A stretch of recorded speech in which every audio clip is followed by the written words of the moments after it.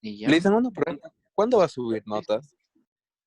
pues apenas termine la de corregir, les decía. He estado corrigiendo ya la mitad, me falta la otra mitad, así que yo creo que entre hoy día y máximo mañana. Gracias. Así que esa es la idea. Bien, chicos. Bueno, vamos con lo que estábamos haciendo el día de ayer. Ayer tuve problemas con la computadora que se cortó el internet de cable, así que hoy más bien estamos sin problemas toda la mañana. Pues básicamente estamos aquí. Estamos iniciando la unidad. Recuerden que les dije que es la unidad 5, aunque de verdad es la unidad 6, dado que uno de los capítulos que debió dividirse lo hemos hecho todo en uno. Me refiero a la parte de las elasticidades. Pero simplemente es tema de números, chicos. Al final de cuentas, el contenido ha sido el que teníamos que revisar y por lo tanto estamos tranquilos. El día de ayer hemos comenzado esta última unidad llamada análisis de mercados. Cuando hablamos de mercados, justamente hacemos referencia a esta gráfica, que es la gráfica de la demanda, y también hemos hablado sobre la gráfica de la oferta. Ya son los dos elementos básicos. Sin embargo, ayer revisábamos justamente el cómo se forma una curva de demanda y cómo se forma una curva de oferta a partir de algunos criterios de la economía básica que está relacionada con las subastas. Así que cuando queremos analizar el tema de subastas, justamente debemos recordar lo que hacíamos con nuestras figuras. Por ejemplo, cuando yo les mostraba esta imagen, analizábamos que tenemos en algún caso una demanda. A ver, la agrando un poquito. Ahí está. Y para entender cómo funciona una curva de demanda, nos planteamos un caso hipotético de que hay gente que quiere consumir un bien o un servicio, ¿no? Y en este caso era un servicio. Y queremos consumir el servicio de un alquiler, ¿ya? Que es muy apetecido por algunas personas mientras esté en una hipotética zona de tipo verde, según el grafiquito aquí. Y luego pasamos a un segundo tipo de personas que no están dispuestas a pagar tanto por el alquiler de algún departamento y son las que están identificadas con color morado. Y finalmente las que tienen menor predisposición a pagar, ¿ya? Y no se hacen problemas si no consiguen el departamento y están identificadas con el color naranja. Entonces, haciendo este análisis podemos encontrar por orden que siempre hay muchas personas que están dispuestas a pagar mucho por algún bien, ¿ya? Entonces, independientemente del bien, siempre vamos a encontrar a alguien que está dispuesto a pagar mucho. Hay algunos que están dispuestos a pagar lo normal, o quizás un término promedio, si es que no entendemos qué es normal, entonces algo promedio. Y en último lugar, podemos encontrar también algunas personas que quizás no les interesa mucho el producto, ¿ya? Y si pagarían sería lo mínimo. Y ellos son justamente los que están identificados en la parte naranja o están al final de la curva de demanda. Esa intención a pagar, claro, es un punto de vista. También la intención a pagar tiene mucha relación con la posibilidad de pago, ¿no? Entonces hay muchas personas que están en posibilidad, en condiciones de pagar mucho y por lo tanto podrían estar situadas aquí.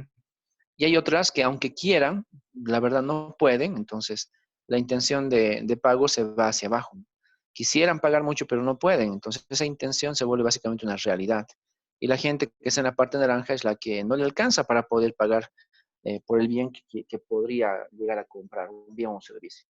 Entonces, independientemente de cómo analizamos el caso, ya como una intención a pagar o como una posibilidad de poder pagar, al final de cuentas encontramos estos escenarios de que hay personas que están aquí arriba y que además van a ser las primeras en adquirir el producto y luego están las personas de aquí abajo al final, quienes inclusive pueden ni siquiera acceder al bien o servicio, ¿no? Pues estos de acá que no pueden pagar por el bien o no quieren pagar por el bien, en muchos casos terminan no accediendo al bien, que este bien es un producto o un servicio. Entonces, la idea fundamental de una curva de demanda es que nos registra el comportamiento negativo porque efectivamente nos está mostrando los escenarios según los cuales ordenamos a nuestros clientes, entre los que están dispuestos a pagar mucho y aquí abajo los que están dispuestos a pagar muy poco. Y para entender mejor nuestro escenario, decíamos que a la demanda le vamos a incluir una oferta, es una oferta hipotética, claro. Y nuestra oferta hipotética era esa línea celeste, que es dependiente positiva. Entonces, cuando yo someto a una curva de demanda la oferta, ya le incluyo la oferta, entonces puedo encontrar un punto de interés, que es este punto negro que hemos encontrado en la intersección de las líneas rojas y celeste. Y este punto me dice, por lo tanto, que es equivalente a el nivel de precio de equilibrio de este mercado. El equilibrio aquí tiene varias connotaciones. Por ejemplo, significa que es un punto que una vez que hemos alcanzado no estamos dispuestos a salirnos de ese punto, ¿ya? Eso es fundamental, chicos. Cuando encontramos un equilibrio, básicamente la definición de equilibrio es muy simple, ¿no? Y a veces la pasamos de lado también. Pero es importante recordar que una vez que hemos encontrado un equilibrio en estos modelos, por ejemplo, un modelo de microeconomía, ese equilibrio no va a cambiar, ¿ya? Porque básicamente se supone que es un equilibrio deseado y a menos que existan fuerzas externas, entonces nuestra gráfica no debería cambiar por ninguna razón. Y ese punto de precio cero y cantidad cero es un punto de largo plazo. Solo si sucedieran cosas externas, entonces podríamos estar dispuestos a cambiar la recta roja, ¿no? Ya sea que se va a la derecha o se va a la izquierda. Pero si no hay nada externo que afecte, ojo chicos, esa es la definición de equilibrio, en ausencia de factores externos que afecten el equilibrio, entonces el equilibrio, chicos, no tendría por qué cambiar, ¿ya?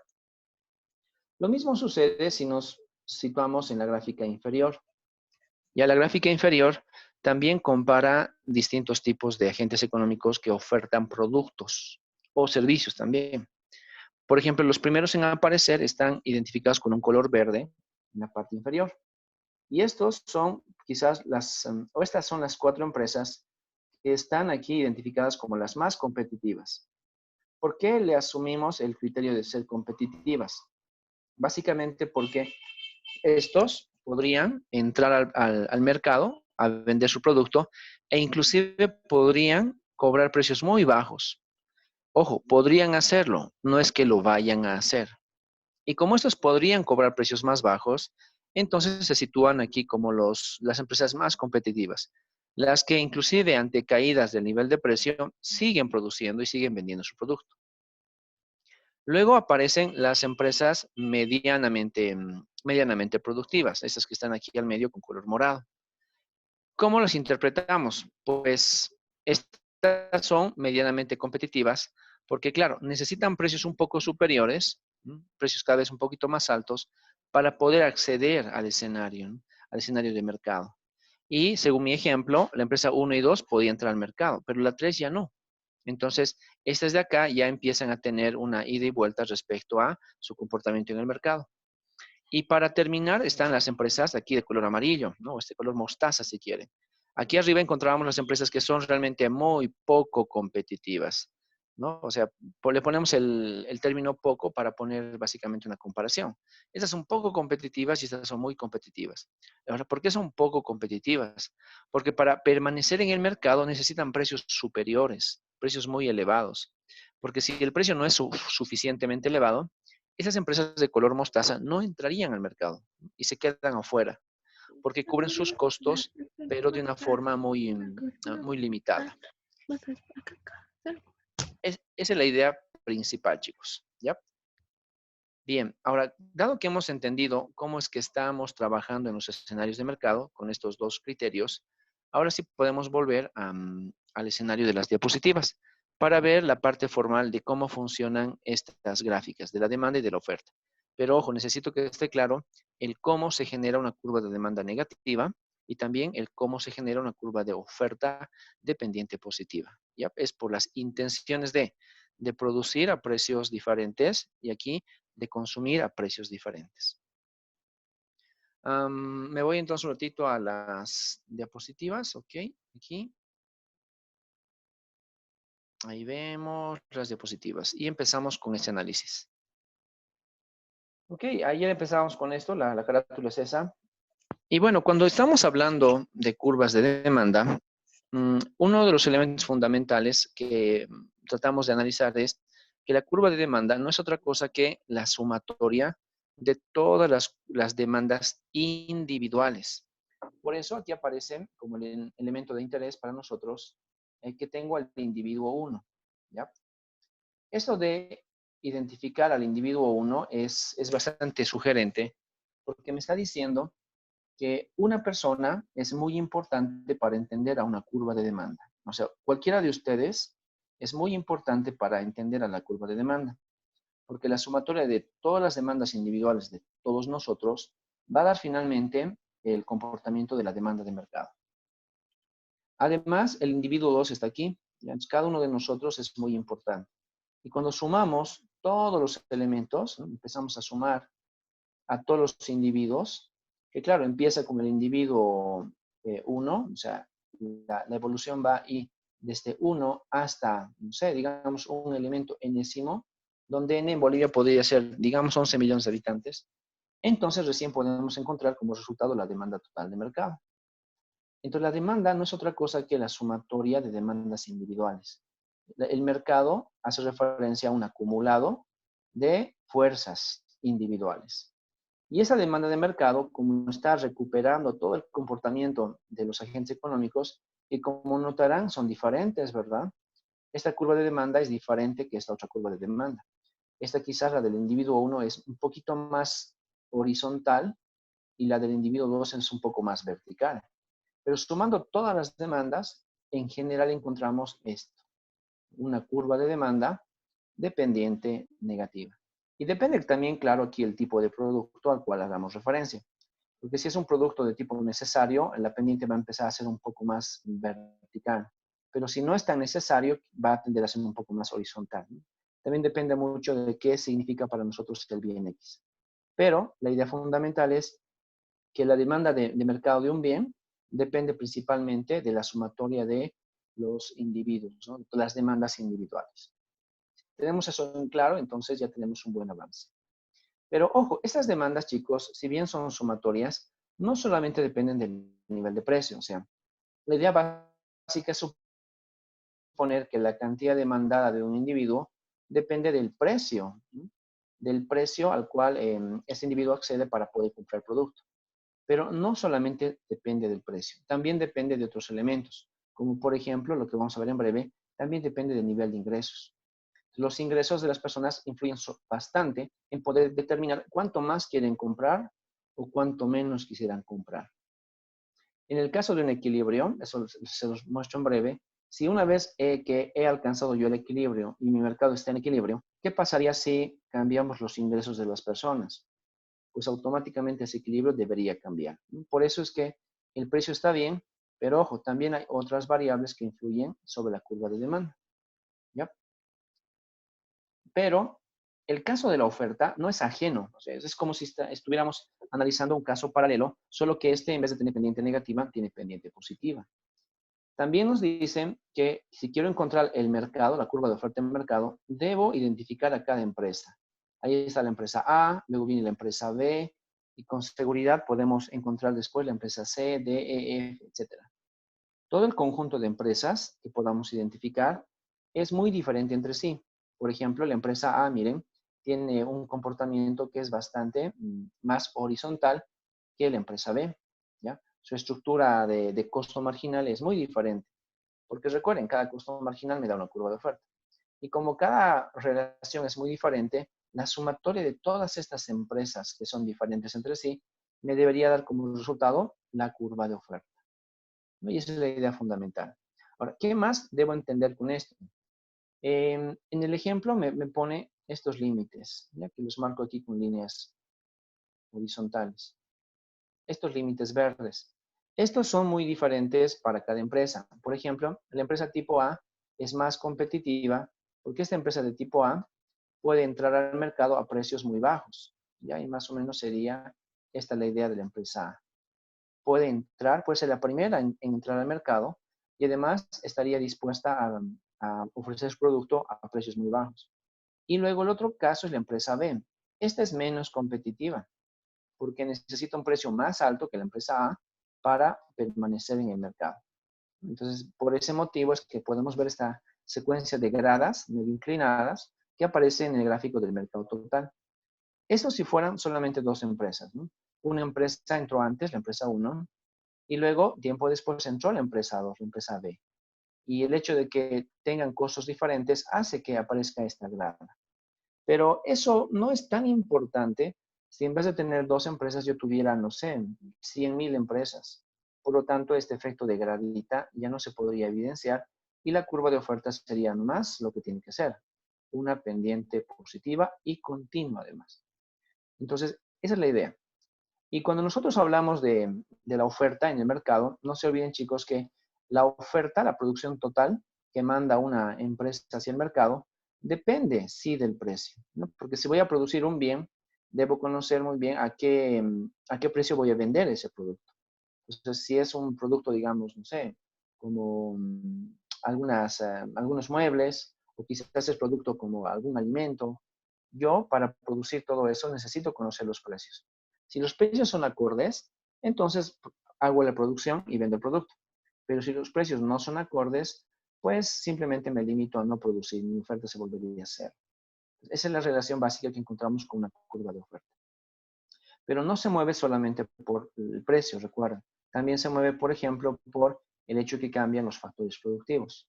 Como lo habíamos analizado en algún caso hace ya algunas clases atrás, que el factor productivo tierra, trabajo, capital influyen en la capacidad de producción de cualquier empresa.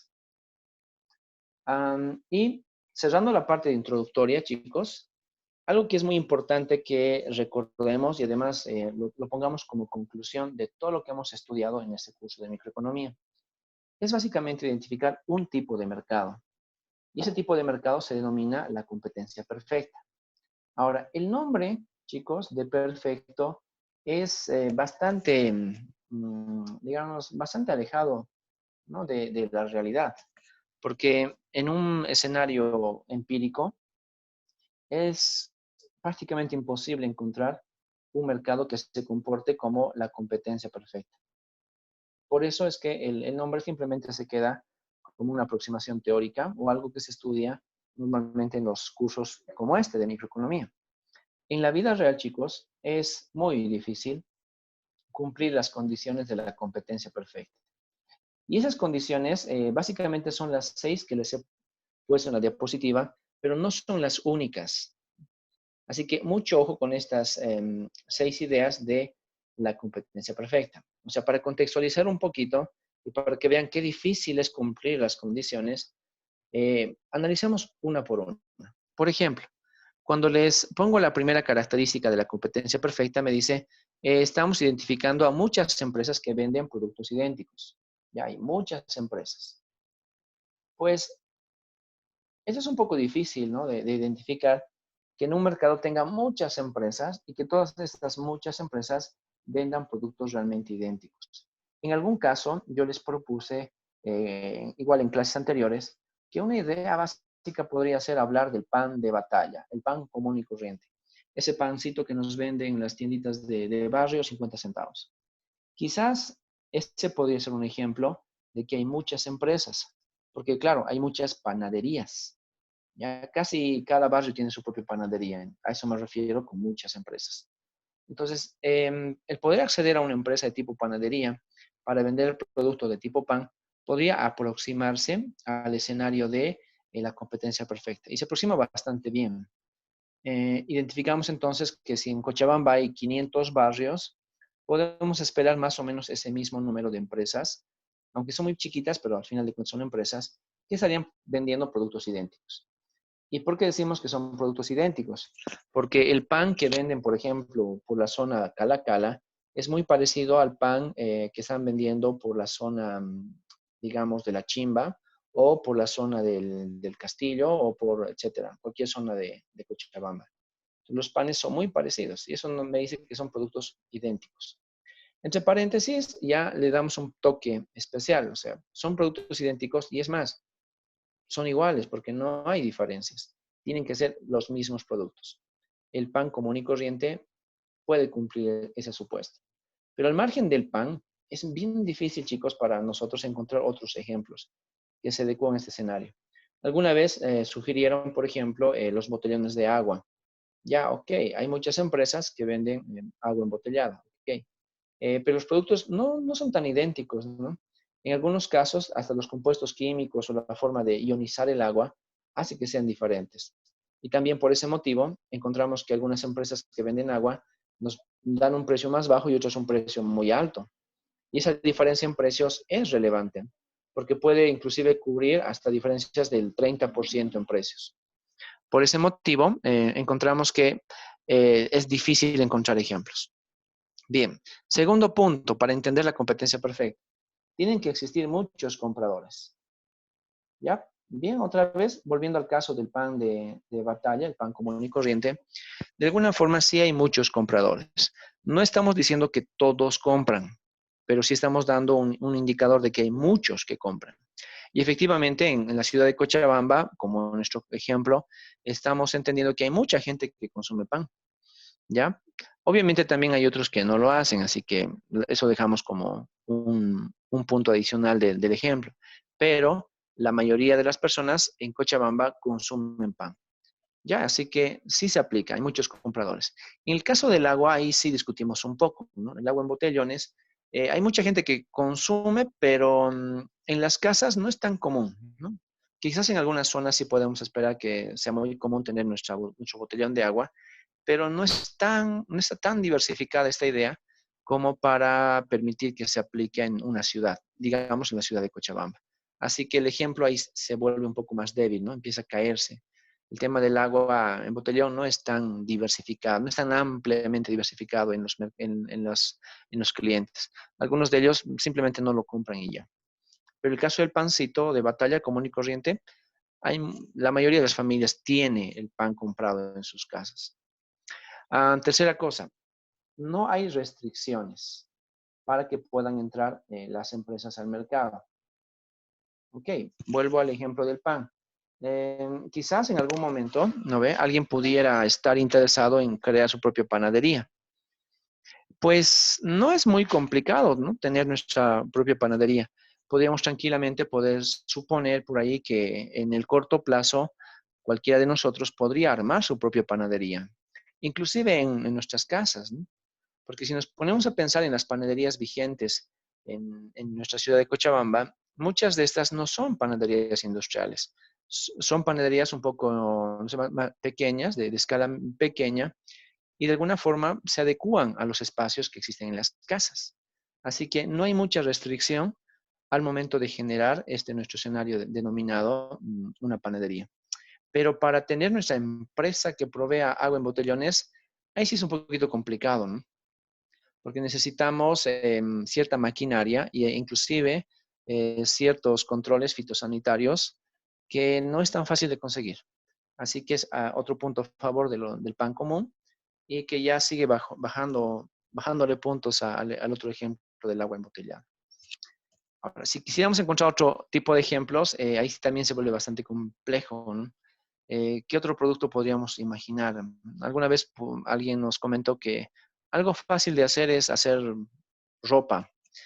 Y no es tan cierto, ¿no? Porque para que podamos nosotros tener una empresa de ropa, necesitamos cierta tecnología, o sea, con saber costura, saber muchas cosas. Y eso es lo que provoca que no sea tan sencillo entrar al mercado de la costura, ¿ya? Y de eso se trata este punto número 3. Pero para hacer quizás pan común y corriente, quizás no necesitamos mucho, ¿no? Una breve capacitación podría ayudarnos a tener buenos resultados. Siguiente punto. Existe información plena. Esto quizás es muy difícil de cumplir, tanto para clientes como para productores, porque la información plena se va sobre todo al consumidor, ¿no? Le vamos a llamar básicamente el cliente. Y este cliente es el que debería tener la información completa de cómo están funcionando tanto las empresas que proveen el producto, como también cómo están funcionando los otros clientes, ¿no? Porque entre clientes compiten por acceder al producto. El cliente y también la empresa, la proveedora. El concepto de información plena, en libros pasados se denominaba también información perfecta, pero el término perfecto otra vez chocaba con la realidad, porque es difícil encontrar cosas perfectas, ¿no? Y la información perfecta es demasiado difícil de manejar. Nadie tiene la información perfecta, pero quizás la información plena es un poco más manejable. Y ahí les pregunto a ustedes, chicos, si alguno de ustedes consume pan, el común y corriente, ¿saben realmente cómo lo hacen los productores? ¿Saben cómo producen ese pan? Y la respuesta es que no. Casi nadie sabe cómo se hace eso, cómo elabora el panadero que nos vende. En concepto general, sabemos cómo se podría hacer el pan. Si alguien quiere aprender a hacer el pan, ahora en la época de cuarentena, pues va a YouTube, descarga un video de cómo hacer un pan y hacemos pan. Pero si quiero saber cómo es que la empresa que provee el pan hace el pan que yo compro, esa es información difícil de conseguir. ¿Ya? Vaya a un panadero y pregúntele cómo hace pan o que les explique cómo hacer el pan, pues no tiene por qué explicarles y quizás no lo haga. Así que el tema de información plena empieza a reducir la confiabilidad de los supuestos del modelo de competencia perfecta. Y peor aún si es que quiero acceder a otro tipo de empresas que tienen secretos industriales, como la forma de costurar los pantalones jeans de la empresa Levi's, ¿no? Entonces ellos tienen su propia tecnología y difícilmente dejan que alguien entre para ver cómo están costurando los pantalones, o sea, cuál es la técnica para hacerlos tan famosos, etcétera. Así que el tema de información plena, ese sí es difícil de cumplir, inclusive para el caso de nuestro ejemplo del pan común de batalla. ¿Ya? Entonces, es un supuesto muy fuerte. El otro nos dice que las empresas son tomadoras de precios. Bueno, eso sí lo hemos asumido muchas veces. La competencia perfecta se basa sobre todo en que las empresas no definen los precios. Entonces, la empresa no tiene la capacidad de definir precios. Y eso es fundamental. Cuando nosotros salimos de un escenario de competencia perfecta, vamos a permitir que las empresas sí puedan definir precios. Así que esa es quizás la principal diferencia. Son tomadoras de precios. El mercado les dice cuál es el precio y las empresas que participan simplemente asumen ese precio. Esa es la característica fundamental de la competencia perfecta. En otros modelos que no son de competencia perfecta, podemos encontrar, por ejemplo, el caso de un monopolio, que es lo último que vemos al final de esta unidad. En el caso del monopolio, como tiene el mercado un solo productor de un bien, entonces el monopolista puede tranquilamente definir los precios y los clientes se adecúan a lo que diga el monopolista. ¿Ya? Esos son los criterios básicos según los cuales podemos empezar a identificar.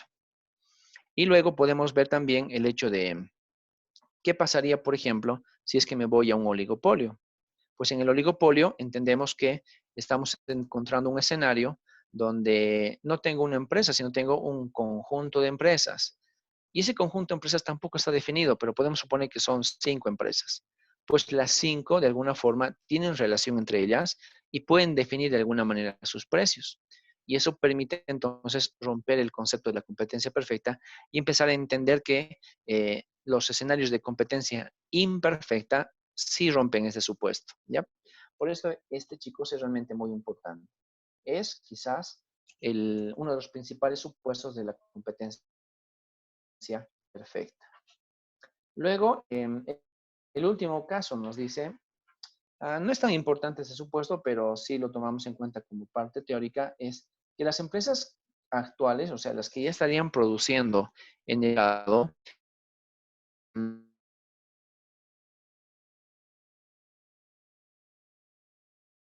poco difícil de entender además.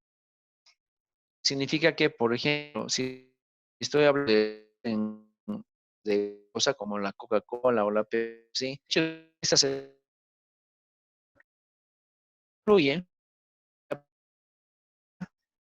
y aquí y ya es un supuesto bastante difícil de entender. Significa que el término llamado experiencia, el término llamado para nada.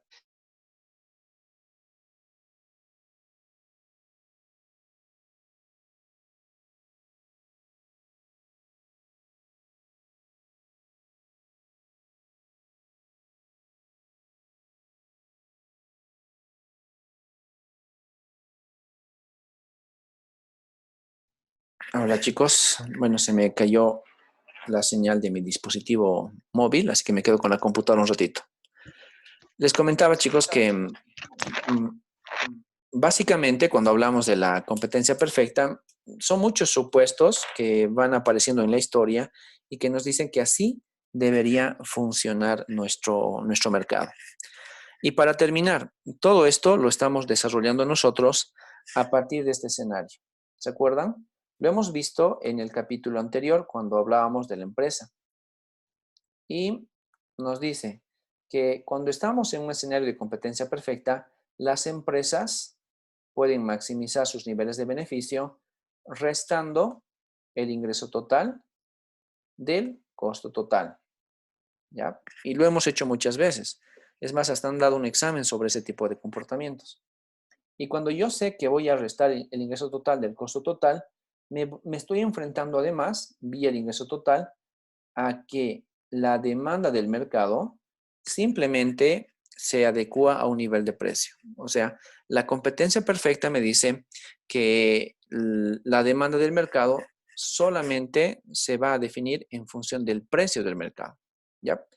Y lo que hemos hecho, por lo tanto, en el capítulo anterior eran puros ejercicios de competencia perfecta. Así que de eso se trata. ¿Cómo sabemos que esto realmente es un resultado? Pues me voy para acá, ahí, y empiezo a recordar lo que hemos hecho justo hace un par de clases atrás, más o menos. Y lo que veíamos nosotros, chicos, es las empresas típicas. Y aquí está una empresa típica.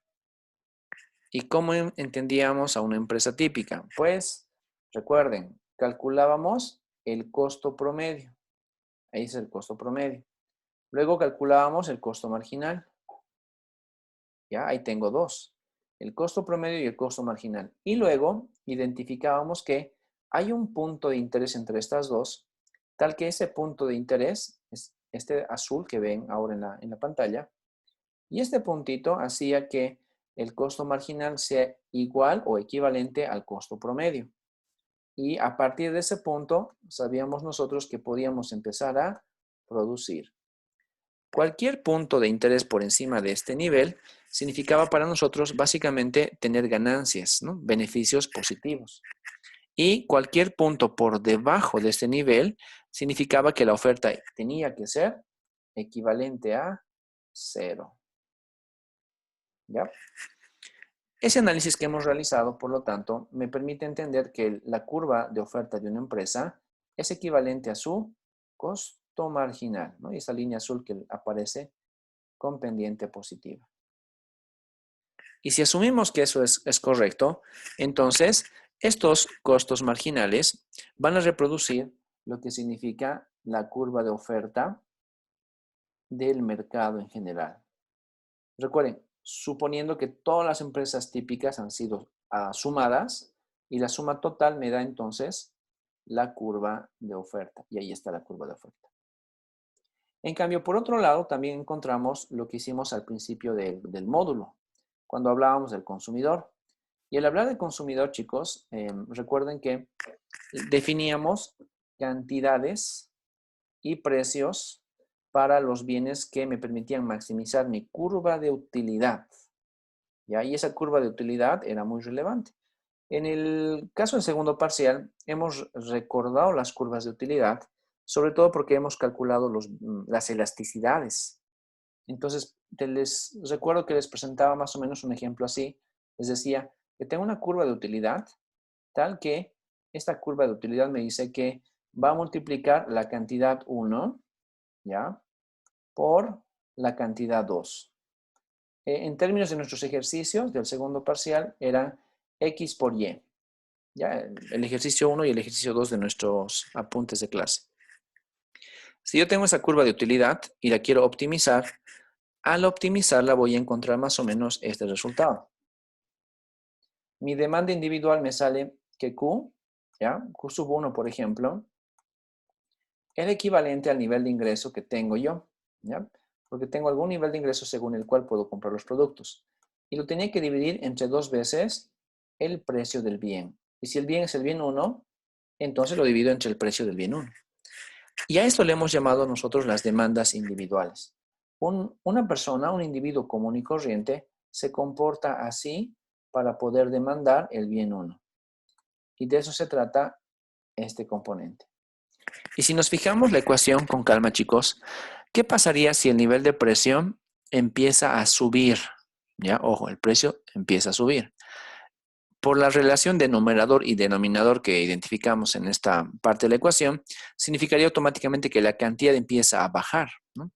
Si esto que es un denominador empieza a subir, entonces la razón total empieza a bajar. Siempre que suban los precios, bajan las cantidades. Y eso es justamente lo que vemos aquí, ¿no? Efectivamente estamos encontrando una curva de demanda por ahí. Y esta curva de demanda tiene variaciones en precios. Si el precio inicial, por ejemplo, era este acá abajo, un precio P sub 0, y este precio sube a un precio P sub 1, ahí arriba, entonces hemos encontrado una caída de la cantidad inicial a la nueva cantidad. O sea, efectivamente me sale una relación inversa. Si suben los precios, entonces bajan las cantidades. ¿Ya? Entonces, si suben los precios, bajan las cantidades y por lo tanto, si bajan los precios, suben las cantidades. Va en un sentido y en el otro. Entonces, la sumatoria de todas las curvas de demanda que podemos encontrar así en un mercado, me da finalmente este escenario, ¿no? La demanda del mercado. ¿Ya? Y en este ejemplo me propone dos demandas. Una, si todos estarían comportándose como la D nada más, la D 5 milla, y estaríamos aquí abajo. Y la otra, que es una D con una comilla arriba, ¿no? Esta comilla que me diferencia de la anterior. Y ahí significa que todos tienen, por ejemplo, más ingreso. Y como todos tienen más ingreso, pues su curva de demanda también es mayor. Y el punto de equilibrio está aquí, en la intersección de la línea azul y la línea roja. Así que hay una fuerte interdependencia en los capítulos previos para entender nuestro capítulo, ¿no? Y vemos básicamente que aquí que la demanda individual la hemos calculado para cada individuo y luego hemos sumado todos los individuos y me ha salido una curva de demanda total. Y lo mismo, las empresas han sido optimizadas y desde el punto según el cual, o sea, este punto rojo y azul que vemos aquí en la empresa, desde este punto en adelante, cualquier incremento en el nivel de precio, ya como en este caso, subió de precio 1 a precio 2, va a provocar un incremento en la cantidad ofertada. Entonces, ha subido de Q sub 1 a Q sub 2 también. Esas son las condiciones de nuestro análisis. Así que ahora ya sabemos que este es un capítulo resumen que trata de capturar todo aquello que hemos analizado en las clases anteriores. Bien, como hemos hecho varios ejercicios sobre esto, por ahora voy a omitir los ejercicios, pero igual vamos a repetirlos con más tiempito el día de mañana, ¿ya? Sin embargo, los ejercicios ya saben cómo son. Son niveles de utilidad, ¿no? Como funciones como estas, de las cuales sacamos las curvas de demanda individual. Estas las sumamos todas y me sale una curva de demanda total. Y luego, relaciones de costos marginales y precios, ¿no? Donde el costo marginal es igual al precio, para encontrar cantidades ofertadas. Y una vez que yo tengo la cantidad ofertada dado el nivel de precio, sumo todos los costos marginales y encuentro finalmente la curva de oferta. Y esas son las condiciones según las cuales se mueve el mercado. Pero como les decía, no es tan simple, no es solamente pensar que cada vez que sube el precio baja la cantidad o al revés, sino que además debemos identificar otro tipo de componentes. Por ejemplo, nos ponemos en este caso. Chicos, ¿qué cosa pasa en la gráfica de la izquierda que es diferente a la gráfica de la derecha? Pues la respuesta es la inclinación. Esa demanda se llama demanda más elástica. Es una demanda elástica. Y esta otra es poco elástica, que a veces la denominan también inelástica. Ok, cuando hablamos de demandas elásticas, hacemos referencia a curvas de demanda cada vez más horizontales. Y por eso vemos esta demanda que está echada, ¿no? Ahí. En cambio, la otra demanda que es inelástica tiende a ser más vertical. Y por ese motivo, esta gráfica se pone más o menos ahí. ¿En qué afecta el hecho de que la demanda sea más elástica o más inelástica? Pues afecta en la definición o el cambio en precios y cantidades. Si tratamos de medir con una reglita, chicos, las curvas de oferta, básicamente se van a dar cuenta que las curvas de oferta aquí, esta amarilla y esta amarilla, son básicamente las mismas, ¿ya? La inclinación es la misma, el tamaño es el mismo, o sea, he copiado la curva de oferta en ambos cuadrantes. Y luego puedo hacer lo mismo con el otro caso. Tengo la otra curva de oferta, esta verde, y si se fijan con calma, es exactamente la misma que esta verde, ¿ya? He tratado de medir, bueno, yo no, el autor ha tratado de medir la distancia entre la amarilla y la verde, que sean paralelas, y que ese paralelismo entre estas dos se mantenga con la pendiente respectiva, ¿ya? O sea, por ahora entendemos que las curvas de oferta son las mismas en ambos ejemplos. O sea, lo único que está cambiando es la curva de demanda. ¿Qué conclusión deberíamos sacar si analizamos el caso de la izquierda? ¿Ya? ¿Qué es lo que nos llama la atención? Pues para eso vamos a llamar a uno de ustedes. A ver. Le vamos a pedir a Alison Claros que nos dé un número para contar vía ese número las personas que están en nuestra lista de participantes. Alison Claros, por favor, prende tu micrófono y danos un número.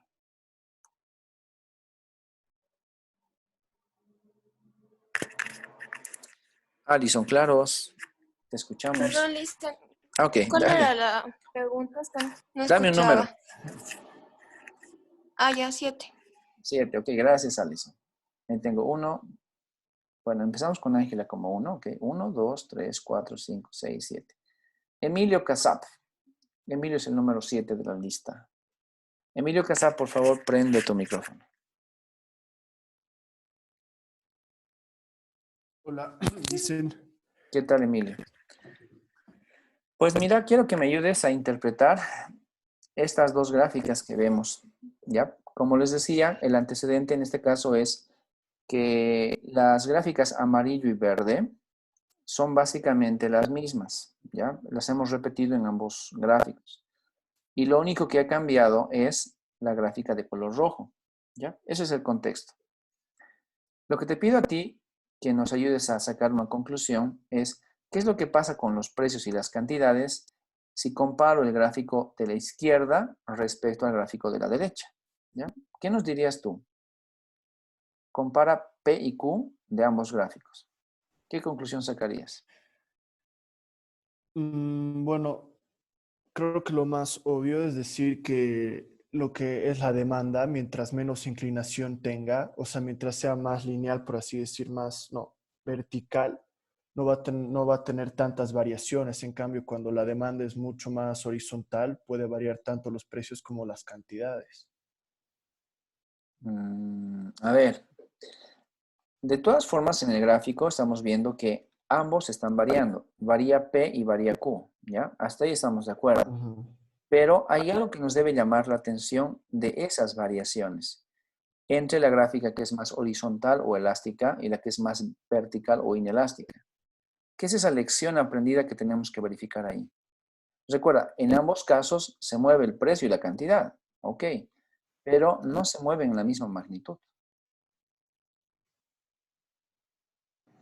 Se puede decir que cuando se tiene una, o sea, bueno, lo que yo noto es que en la gráfica A, que cuando se tiene una variación, digamos, en el precio, cambia mucho más lo que es la cantidad y viceversa. En cambio, en la gráfica de la derecha no tiene una variación tan grande cuando se cambia el precio o la cantidad.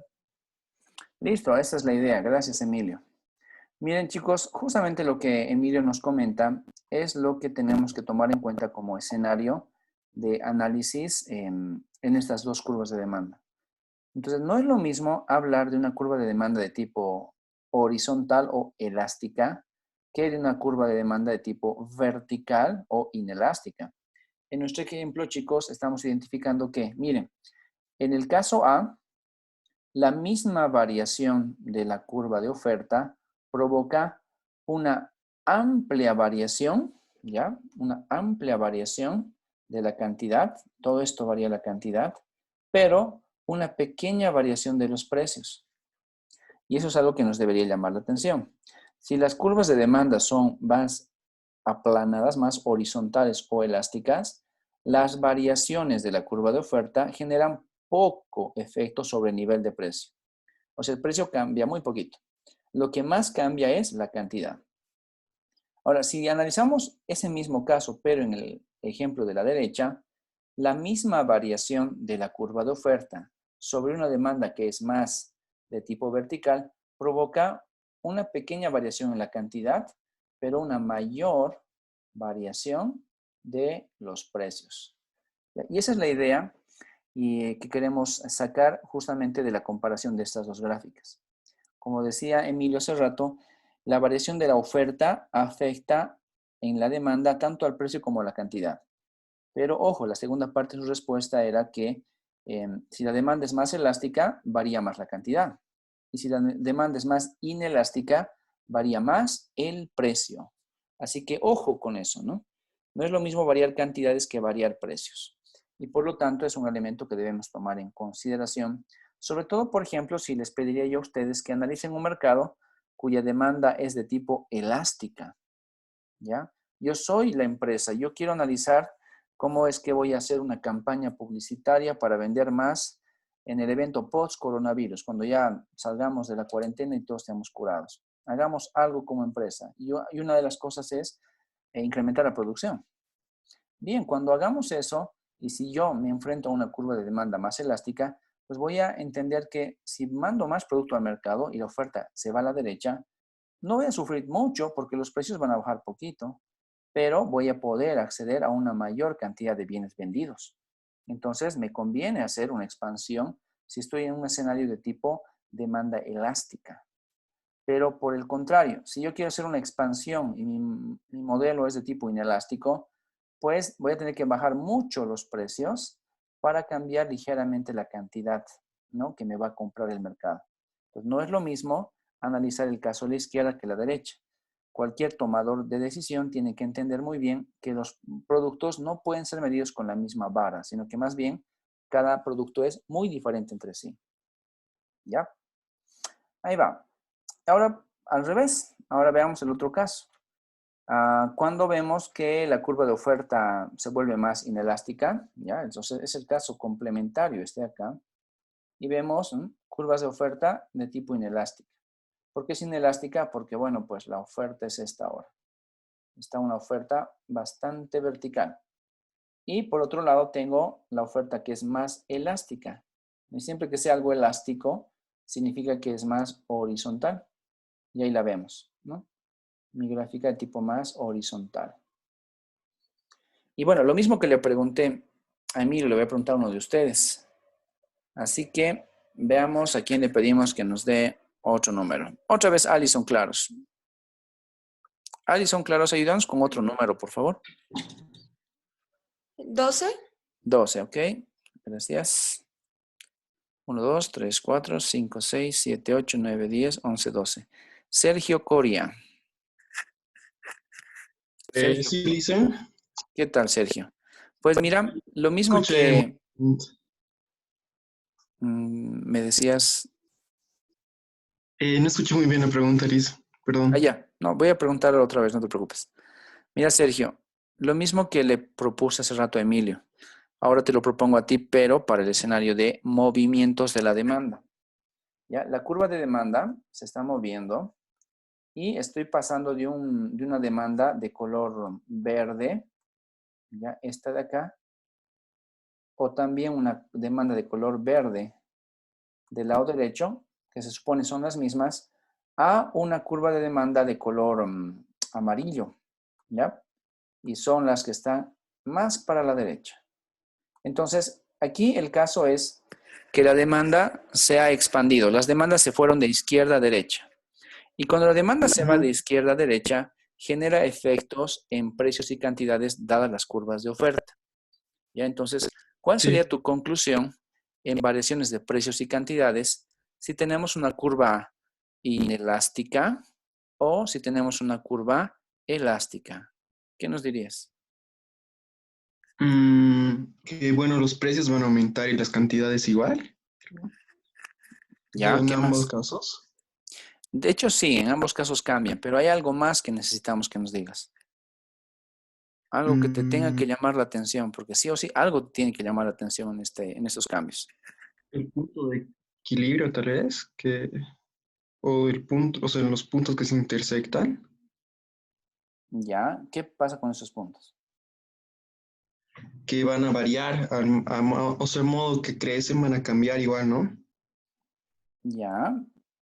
Pero cambian en la misma magnitud. O sea, sería la magnitud en la que los precios y las cantidades varían, ¿no? Exacto, Creo.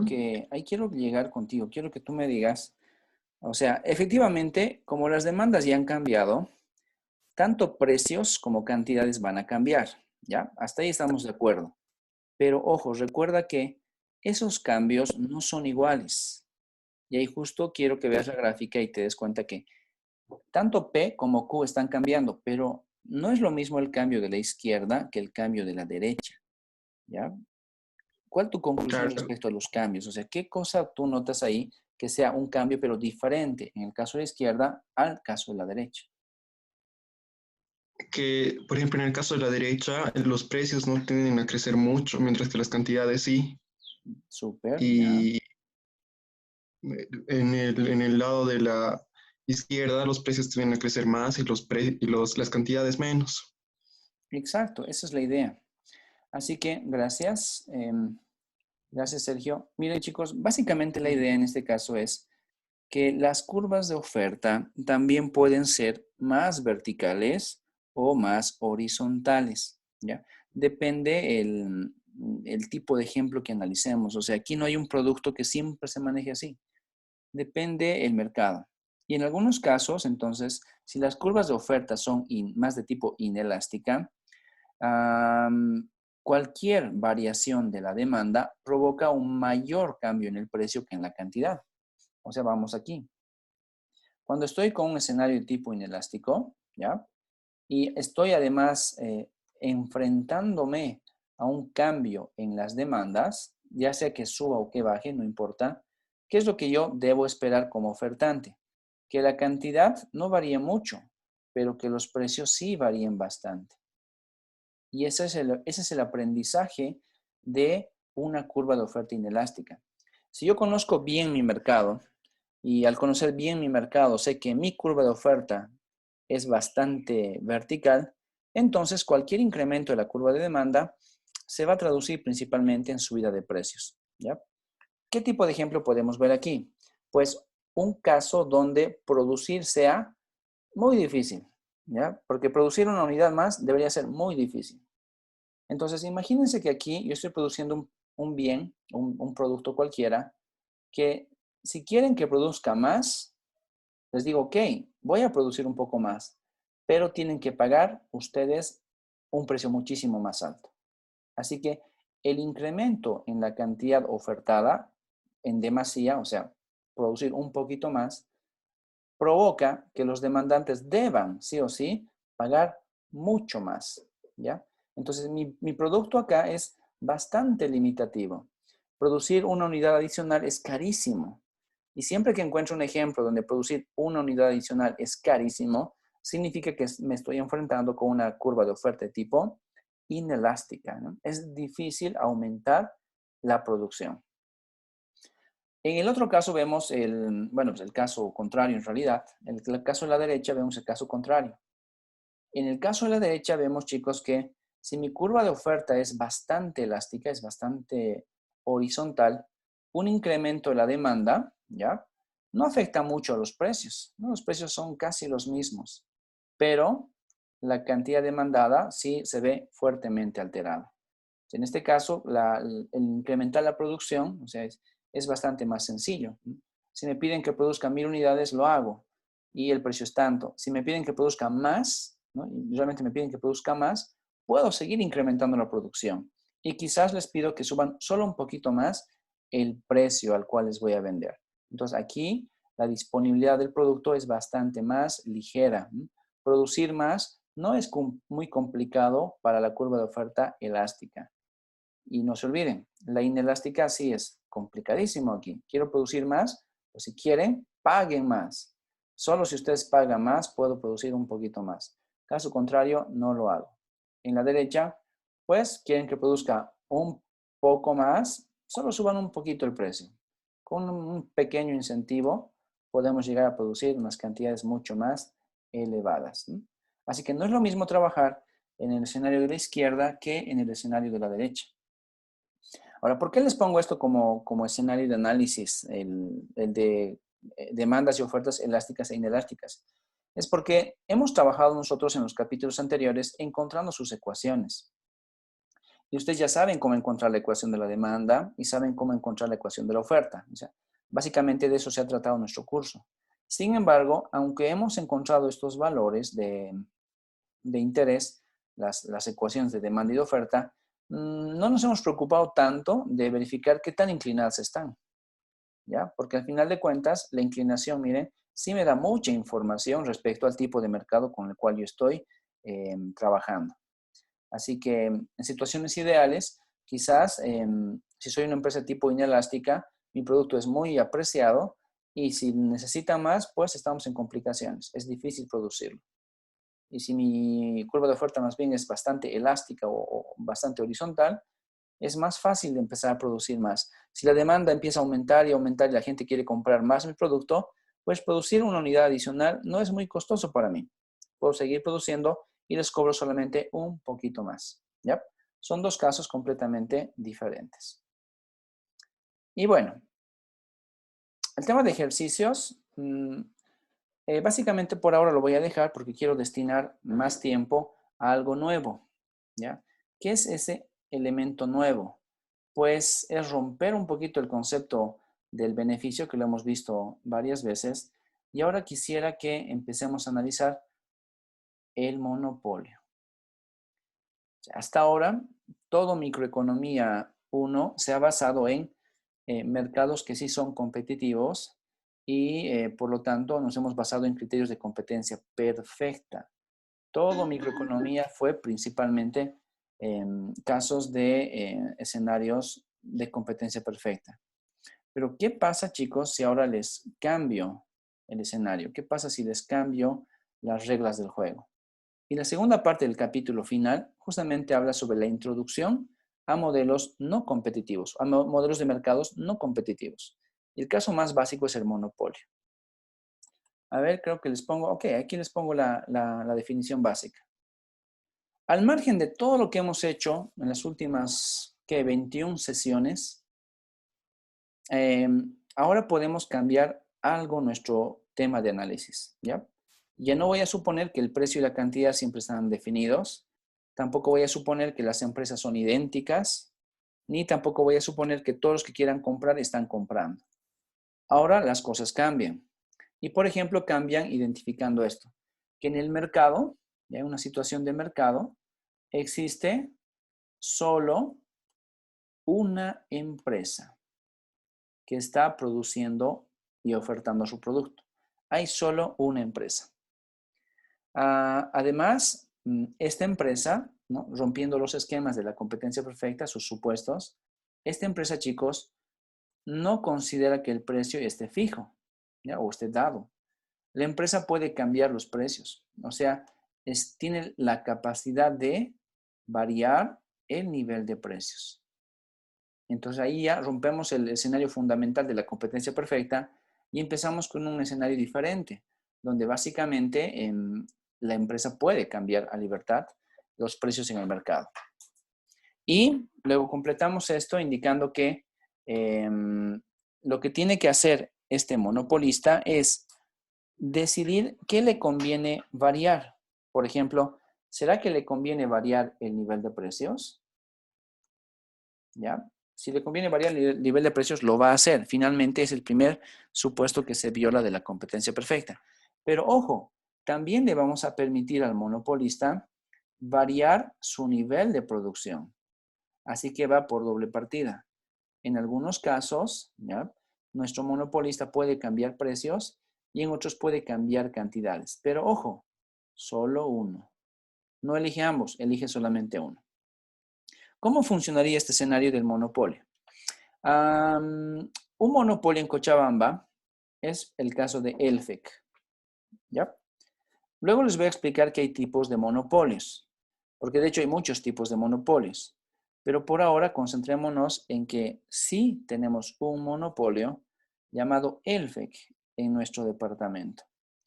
¿Por qué les digo que es un monopolio? Pues ELFEC es la única empresa que genera energía eléctrica y es la única empresa que nos provee de ese servicio a todos los clientes del mercado. Y el mercado es el departamento de Cochabamba. Ok, me voy más chiquito. El mercado es la ciudad de Cochabamba.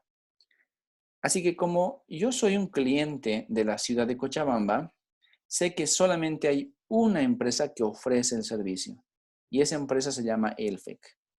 Si yo quisiera contratar el servicio de electricidad, a la única empresa a la cual puedo llamar es básicamente ELFEC.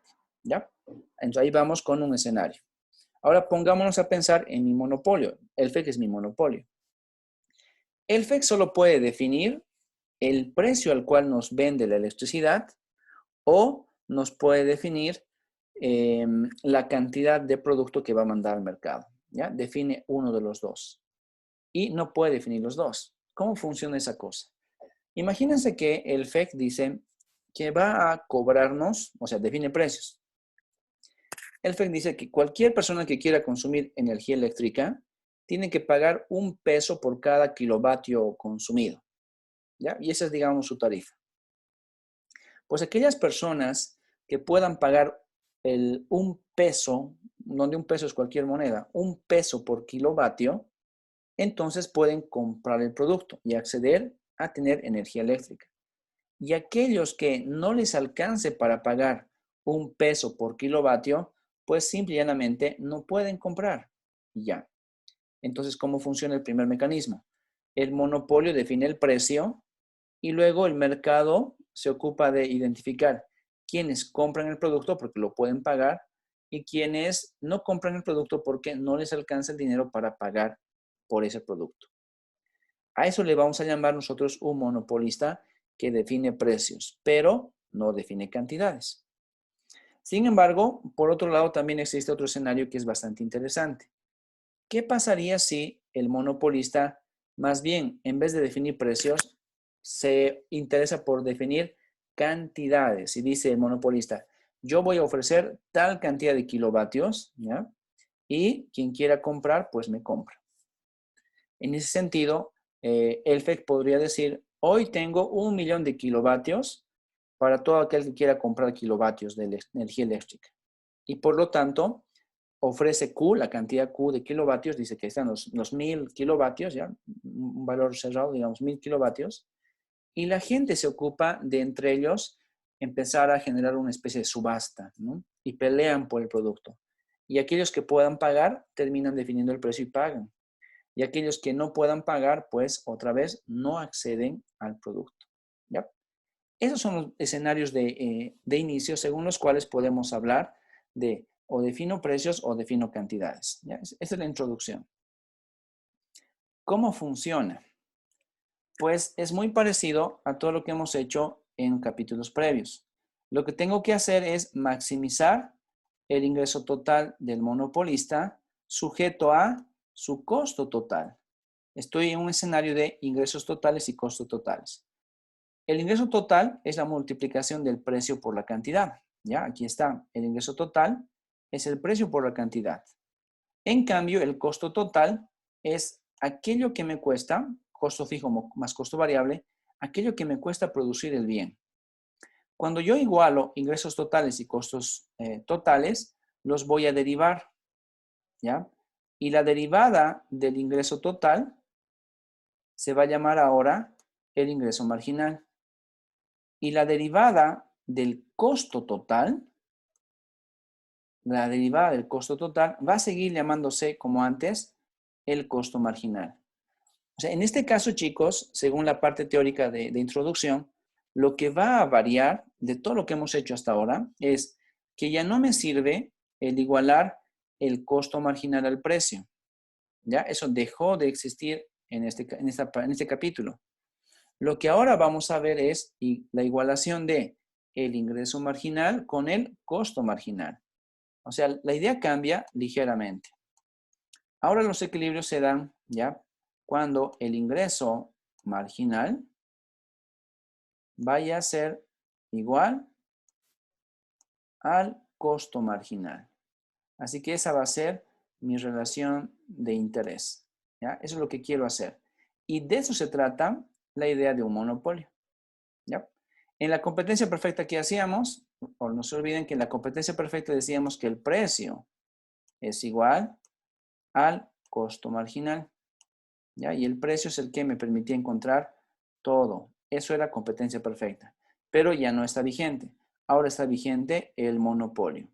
Y lo que cambia es que en vez de definir precios, voy a definir ingresos marginales. Ahí está la idea de cómo maximizo el beneficio para un monopolista. Enseguida les muestro cómo lo hacemos en la pizarra, chicos. Así que no se confundan mucho con esta notación de las formulitas. Se las voy a aclarar con calma en la pizarra. Y una vez que hemos maximizado el beneficio, recuerden, me dice que debo encontrar mi ingreso marginal. La idea fundamental es definir ingresos marginales. Y todo esto se debe a esta gráfica, ¿ya? El objetivo fundamental de esta segunda parte del capítulo es que ustedes sepan resolver este tipo de ejercicios, donde tengo nuevas cosas. Miren, tengo nuevo llamado demanda, antes no lo tenía. Tengo algo nuevo llamado el ingreso marginal, antes no lo tenía. ¿Y qué es lo antiguo, lo que sí tenía? Pues lo antiguo es el costo marginal, el costo medio y el beneficio. ¿Ya? Voy a usar información pasada para incluirle nuevos elementos y que la relación de la información pasada y los nuevos elementos me permitan definir algo conocido y de interés para mí, que es básicamente la condición del beneficio. Les voy a presentar aquí, hay un ejemplo, ¿ya? Según el cual vamos a trabajar todo. Y aquí hay un caso muy básico y luego les voy a dejar de tarea, creo que son 4 ejercicios. ¿Ya? El ejercicio 1 es este, ¿ya? Caso 1. Este es el ejercicio 2, ¿ya? Ahí vemos todos los elementos que les voy a pedir que calculen. El ejercicio 3, dice 1, pero ese debería ser el 4, ¿ya? Lo vamos a cambiar así como 4. Este debería ser el 5. Y ahí termina nuestro curso de microeconomía, chicos, ¿ya? Ese es el mapa completo de lo que vamos a hacer a continuación. Así que las diapositivas, por si acaso, ya están disponibles en la plataforma. Se las presento así a nivel teórico porque es necesario tener teoría de respaldo de todo aquello que vamos a hacer. Pero para propósitos de examen, necesito que todo esto que está en teoría lo podamos transmitir a un escenario de práctica, ¿ya? Bueno, ese es el reto, chicos. Terminamos hasta ese 6º ejercicio y eso significaría que hemos terminado el curso de microeconomía. Antes, ¿alguna pregunta? ¿Alguien que quiera consultar algo, chicos? Licen, Sí. algo de lo que no estoy muy seguro. Al momento que usted dio el ejemplo, digamos, en el que dejó que la empresa, por ejemplo, de que subastaran los kilovatios, ¿eso no sería más o menos como un tipo de monopsonio? Porque, o sea, ahí el cliente es como que te está poniendo el precio. No, monopsonio significa que hay un solo cliente. Uno solo. Ya, esa es la idea del monopsonio. Hay muchos vendedores y hay un solo comprador. Por ejemplo, un caso de monopsonio es las Fuerzas Armadas. Hay muchas empresas que pueden producir tanques, ¿ya? Y de hecho hay, tranquilamente, según la historia, cualquier empresa que produce automóviles, me refiero a Toyota, Subaru, Suzuki, lo que sea, cualquier empresa que produce automóviles tiene la capacidad para producir tanques, ¿ya? Entonces tengo muchas empresas en el mercado, pero ¿quién es el único que compra tanques? Y la respuesta es, pues solo hay una entidad por país. Y en cada país tenemos solo las Fuerzas Armadas, que son el único cliente. Ese es un ejemplo de un monopsonio, ¿ya? Por si acaso. En cambio aquí lo que quiero que entiendan es que el monopolista tiene poder, pero no tanto. Su poder está limitado por su capacidad de elegir solamente una de las 2 cosas que puede elegir. O sea, me voy al grafiquito para que sea más sencillo quizás. En mi gráfico, chicos, yo tengo los 2 elementos de interés. Tengo aquí Un momentito, ¿dónde está el color? Tengo aquí el precio, ¿ya?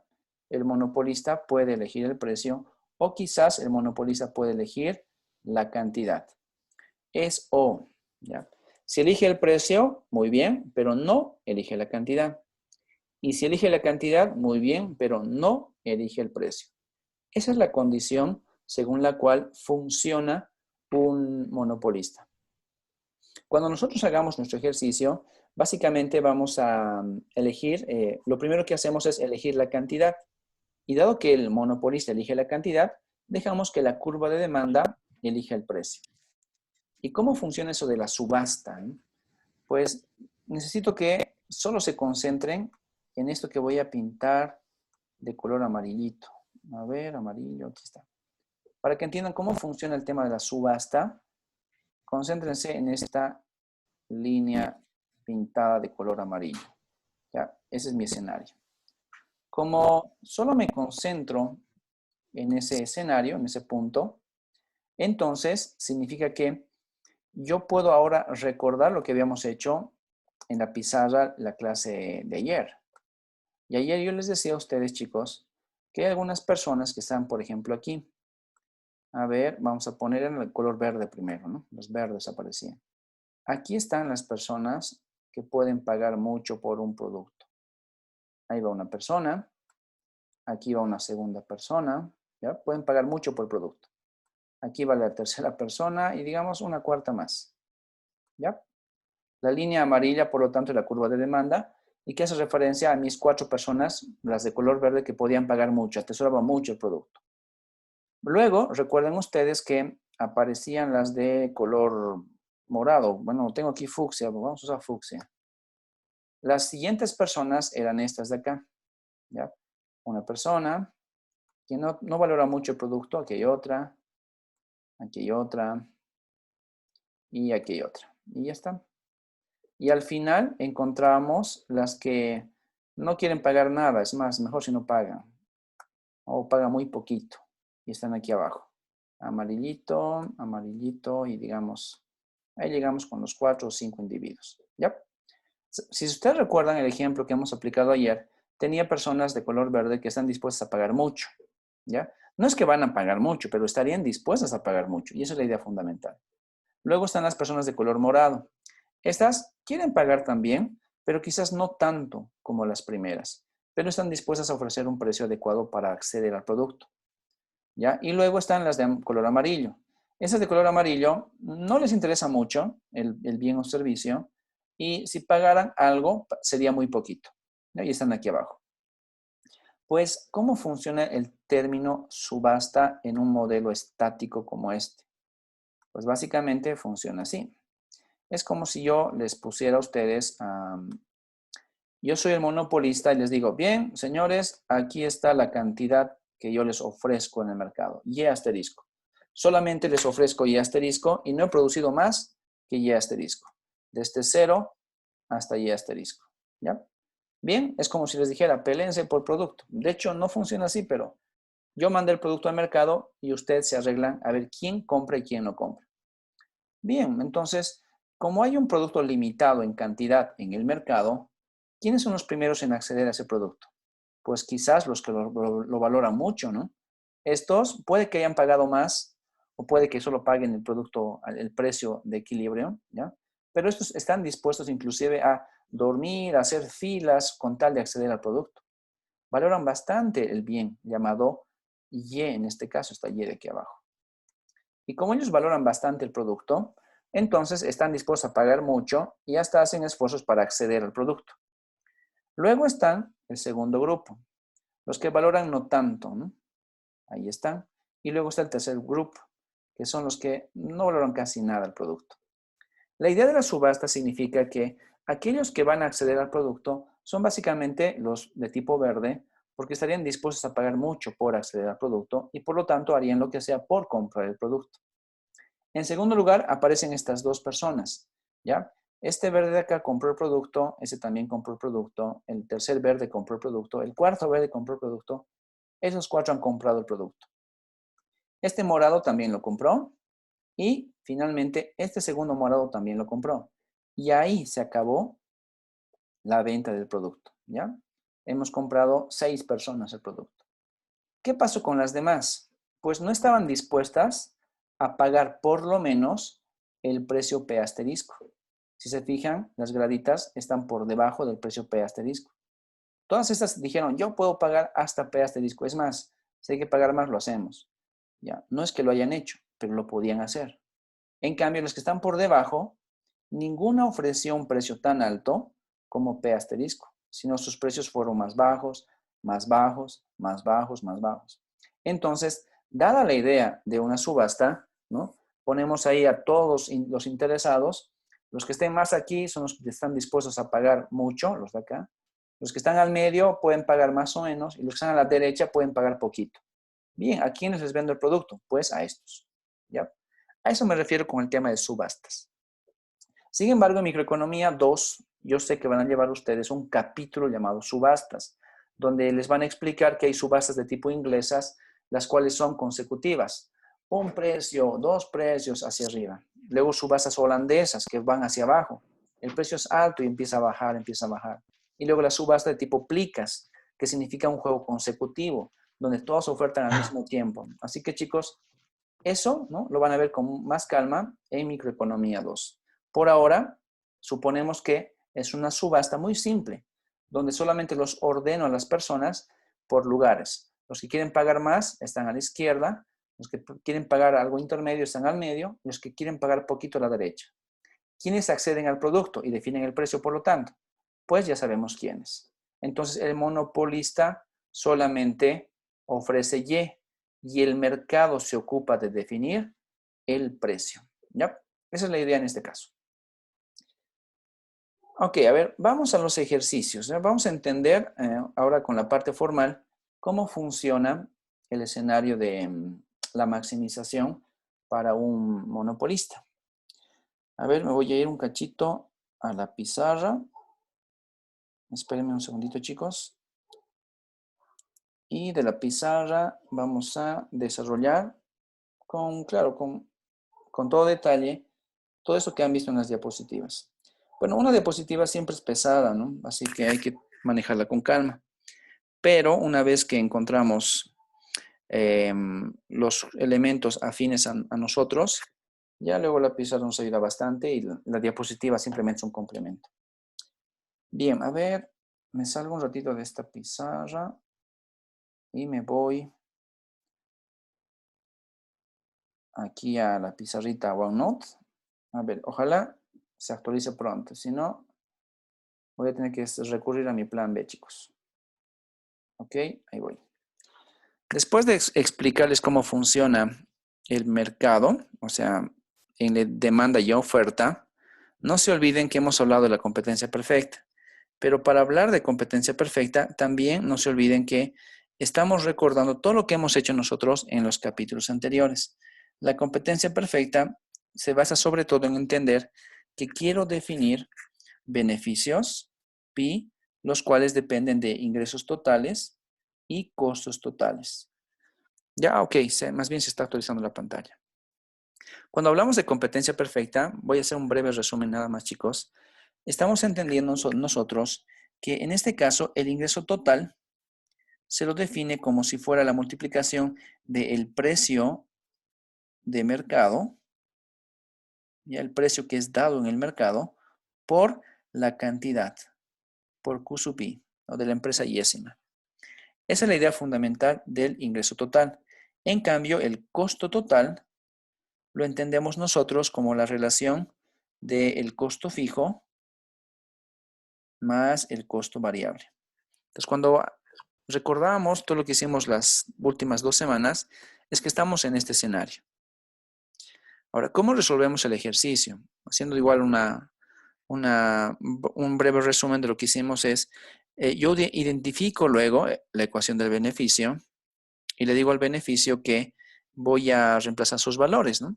Y aquí el ingreso total va a ser equivalente al precio por la cantidad y el costo total vamos a definirlo como una función de las cantidades producidas, ¿no? Y decimos que esto es una función de Q.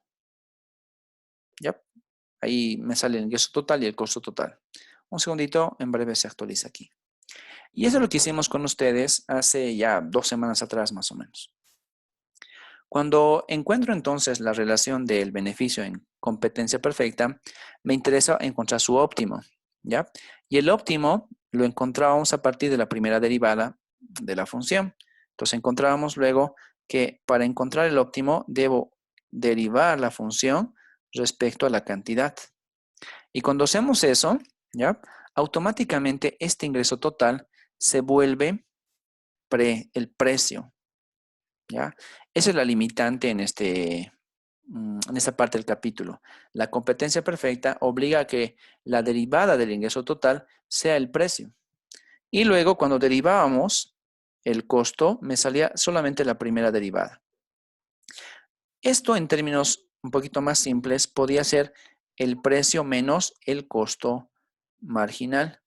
Y claro, todo esto lo igualábamos a 0.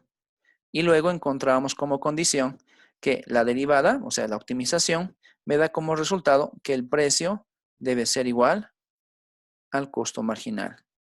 Y ahí lográbamos un óptimo cuando encontrábamos los ejercicios de competencia perfecta. Pero, ojo, solamente es una parte de la historia. Ya ahí está completándose el ejercicio. ¿Qué es lo que va a cambiar ahora con el caso del monopolio? Sobre todo va a cambiar esto que está ahí arriba, ya va a cambiar el ingreso total. Cuando hagamos el caso del monopolio, o sea, cuando hoy en realidad lo que vamos a hacer es analizar el monopolio, entonces significa que lo que va a cambiar es sobre todo la definición del ingreso total. Ya no voy a utilizar el precio de mercado. Ahora voy a utilizar la curva de demanda del mercado. Ya esa cosa amarilla es lo que va a cambiar. Entonces, como esto es lo que ya sabemos hacer y estamos indicando que esto simplemente es una condición del mercado de competencia perfecta, ya, ahí va. Entonces, ahora les cambio el escenario y luego les pregunto, ¿y cómo funciona? ¿Cómo funciona el monopolio? ¿Ya? Y ahí abajo está la pregunta de cómo funciona el monopolio. Y la respuesta es la siguiente. El monopolio lo que busca hacer es maximizar el beneficio sujeto a la producción, ¿ya? Lo que quiere hacer el monopolio es maximizar el beneficio, igual que la competencia perfecta. Además, va a maximizar este beneficio a partir de la definición de que el beneficio del monopolio es igual al ingreso total menos el costo total, ¿ya? O sea, hasta ahí no ha cambiado nada. Pero la definición del ingreso total, ese sí va a cambiar. Ahora, el ingreso total del monopolista, que si bien es P por Q, ahora P deja de ser simplemente el precio y ahora se denomina la demanda del mercado. Y lo que hacemos es multiplicar la demanda del mercado por la cantidad. Ese es el cambio sutil que ahora aparece cuando quiero optimizar mi función del beneficio. En cambio, el costo total sigue siendo el mismo, ¿ya? El costo total lo vamos a seguir definiendo como si fuera el costo fijo más el costo variable. Bien, ahora ya tengo la presentación formal completa. A ver, reduzco un poquito esto. A ver, comparen por favor, chicos. Ahí tengo los resultados. Todo lo que está en la parte superior es básicamente la forma de resolver ejercicios vía competencia perfecta. En cambio, todo lo que ven ustedes abajo es simplemente el monopolio. ¿Cuál es el principal cambio? El cambio es que el ingreso total deja de ser el precio y se convierte ahora en la demanda del mercado. Todo lo demás va a seguir siendo lo mismo. Como lo que está cambiando es el precio, que se convierte en una demanda de mercado, Entonces veamos qué sucede si la derivo, ¿no? ¿Qué sucede si yo derivo esta relación? ¿Ya? Entonces voy a utilizar el resto de la pizarra para eso. Cumpliendo con la idea de que quiero maximizar el beneficio del monopolista, entonces aquí está la relación. Voy a escribir otra vez pi, ¿ya? Pero esta vez es el valor del beneficio del monopolista. ¿A qué es igual pi? Pi es igual al precio por la cantidad menos la función del costo que depende de la cantidad. Hasta ahí nada diferente. Pero ojo, y lo pongo con un color rojo para que se note ahora la diferencia. Esto del precio, chicos, al ser una curva de demanda, significa que el precio debe ser igual a una constante menos una pendiente por la cantidad que se comercializa en el mercado. El precio deja de ser un número y se convierte ahora en una ecuación. Y esa ecuación es la curva de demanda. Así que, como ahora estoy definiendo que el precio es igual a A menos B por Q, lo que voy a hacer entonces es reemplazar ese término en la condición del óptimo. Reemplazando valores significaría que ahora tengo que pi, ¿ya? El beneficio pi es igual. En vez de P, pongo lo que significa A menos B por Q. ¿Ya? Y todo está multiplicado por Q y le estoy restando el costo total, que es la función de Q. Y si quiero optimizar, entonces debo derivar esta ecuación. Y lo que voy a hacer es derivar pi respecto a Q, igual que siempre. Y el resultado me va a salir básicamente lo siguiente. ¿Ya? Haciendo una multiplicación de los elementos de la llave me queda A veces Q primero menos B por Q al cuadrado menos la función de Q. A ver, un ratito que se actualice la pantalla y les explico qué estoy haciendo. Recuerden, sigo definiendo el beneficio como ingreso total y costo total. ¿Ya? El costo es una función, ¿ya? Como lo hemos visto en los ejercicios de clase. Pero ojo, ahora el nivel de precio, ¿ya? Se vuelve una curva de demanda. Ya no soy precio aceptante, sino que el precio forma parte de mis decisiones de producción. Entonces, yo puedo influir en el precio. Por ese motivo, al ser monopolista, la curva de demanda es la que yo puedo modificar. Soy el único en el mercado y por lo tanto yo soy el único que atiende esta curva de demanda. Reemplazo el precio con lo que significa A menos BQ, aquí está, y el precio por lo tanto se convierte en la curva de demanda. Esta Q que les muestro aquí, está aquí otra vez, y menos la función de Q, que es el costo, aquí también está otra vez. ¿Qué es lo que he hecho? Lo que está dentro de esta llave, A menos BQ, lo he multiplicado por la cantidad que está afuera. Me queda A por Q, aquí está AQ, menos B por Q, y por Q me queda menos B, Q al cuadrado. Menos la función de Q, que es el costo, y al final me queda menos la función de Q. A esta expresión donde todo depende de Q, le estoy encontrando a la relación de que la voy a derivar, ¿ya? Y la voy a derivar para encontrar el óptimo. Derivando esta expresión, entonces me sale, la derivada del primer término es A. Entonces me sale A. La derivada del segundo término es menos, baja el exponente, 2 veces B por Q. Me queda menos 2B y Q. Y la derivada del último término, recuerden chicos, este último término era equivalente al costo total. Y cuando derivo el costo total me queda el costo marginal como resultado. Entonces al final me queda menos el costo marginal y es igual a 0. La pregunta es, ¿y qué es esto? ¿Qué es eso que está identificado como A menos 2BQ? O sea, ¿qué es lo que he encontrado a nivel teórico en microeconomía? Pues para entender qué significa ese término, voy a hacer un cálculo auxiliar, ¿ya? De color rojito para que igual se note que es simplemente una idea auxiliar. Como yo no sé qué se llama a esta cosa, hagamos un ligero cambio. El cambio es el siguiente. Para entender qué es eso, debo recordar que esa expresión viene del ingreso total.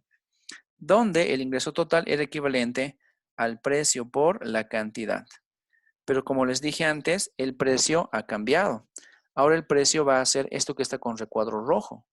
Entonces el precio se vuelve A menos B veces Q. Voy a utilizar eso como elemento. El precio vale A menos B veces Q y lo estoy multiplicando todo por Q. ¿Ya? Entonces este precio lo estoy utilizando en este sentido. El precio es esto de acá rojo y esta Q es por lo que le voy a multiplicar a todo. ¿Ya? Q por A y luego Q por B, Q. Y aquí me va a salir en breve el resultado, una vez que se actualice esta cosa. Entonces, multiplicando el precio, que es A menos BQ, por Q, me sale esta ecuación que vemos acá. Me sale A por Q, la multiplicación es la constante A por la variable Q. Menos B por Q, me sale menos B por Q al cuadrado. Así que, ¿qué cosa había sido AQ menos BQ cuadrado? Pues nada más y nada menos que el ingreso total. Y a este ingreso total, yo lo que puedo hacer es cambiarlo ligeramente. Puedo derivar el ingreso total. Y si derivo el ingreso total respecto a Q, me va a salir un resultado que es interesante. Derivando el ingreso total, o sea, esta expresión respecto a Q, me queda la derivada de este punto es equivalente a A. Me va a quedar la constante A. Negativo, el negativo lo voy a poner, y la derivada de este punto me sale que el 2, que está como exponente, baja como coeficiente, y le resto 1. Me queda 2 veces BQ, menos 2 BQ. ¿Ya? La derivada de esto es A menos 2BQ. ¿Qué le hemos llamado, chicos, a las funciones microeconómicas que han sido derivadas? Pues le hemos llamado marginales. Y por lo tanto, eso que acabo de encontrar se llama IMG, o sea, se llama el ingreso marginal. Y esa es la idea al momento de encontrar un concepto. No sabía qué significaba esto de acá arriba. A menos 2BQ, ¿qué es? Pues no lo sabía. Y ahora que lo he encontrado, A menos 2BQ es el ingreso marginal. Entonces, ahora yo sé que esta parte que está con una llave azul se llama ingreso marginal. Y al ladito tengo el costo marginal. Por lo tanto, es como si reescribiera toda esta ecuación y la pudiera expresar básicamente de la siguiente manera. Utilizando mi ecuación del beneficio, es como si dijera que la derivada de pi, ya copiando la ecuación de arriba, respecto a Q, es igual al ingreso marginal menos el costo marginal, y esto es igual a 0. A ver, que se actualice un cachito. Entonces recuerden, chicos, ¿qué estoy encontrando? El concepto del ingreso marginal. ¿Qué es el ingreso marginal? Pues había sido la derivada del ingreso total respecto a Q, que me sale A menos BQ. ¿Dónde hemos visto esto? Pues aquí arribita, A menos 2 veces Q. Y por lo tanto, esto ahora recibe el nombre de ingreso marginal. Y esto ya lo conocíamos nosotros con el nombre de costo marginal. Bajo este concepto, la condición de óptimo indica que el ingreso marginal debe ser igual al costo marginal. Siempre que igualemos ingresos marginales a costos marginales, entonces estamos encontrando la condición de óptimo para el monopolio. Ya ese es el punto óptimo para el monopolio. Y listo, eso es lo que tenemos que hacer a nivel formal. Solo que lo vamos a hacer con los ejercicios que les he propuesto en las diapositivas. A ver que se actualice y les vuelvo a explicar otra vez. Ya estamos haciendo una comparación entre la competencia perfecta, que es lo que hemos hecho en las clases anteriores, con esto que es lo nuevo, denominado el monopolio. Los pasos son los mismos, la técnica es la misma, pero el ingreso total es lo que está cambiando. Deja de depender del precio y empieza a depender de la curva de demanda. Bueno, ya está la mayor parte. Solo me falta el recuadrito que en breve se actualiza, chicos. Ok. Me voy un poquito para arriba. Recordemos lo que acabamos de hacer. Miren, me voy acá arriba y aquí es donde he empezado. Hasta ahora hemos supuesto que todo funciona bajo un criterio de competencia perfecta. ¿Ya? La competencia perfecta es la base del mercado. Esto que vemos aquí arriba es competencia perfecta, por si acaso, porque tiene tantos supuestos de que la gente conoce muy bien lo que hace, es tomador de decisión racional, los oferentes también, etc. Esas gráficas son competencia perfecta. Pero lo que nos interesa en este curso de la competencia perfecta es recordar básicamente esos componentes. Y decimos que para la competencia perfecta tenemos el comportamiento de una empresa como si el beneficio dependiera solo del ingreso total y del costo total.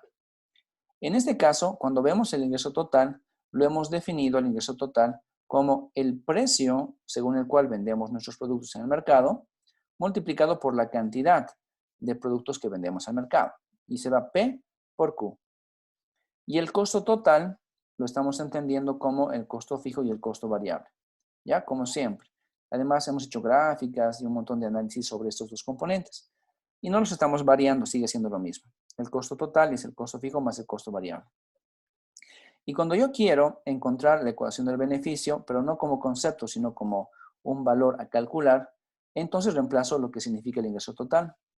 Y lo que significa este ingreso total es el precio de mercado por la cantidad que yo estoy produciendo para mandar al mercado.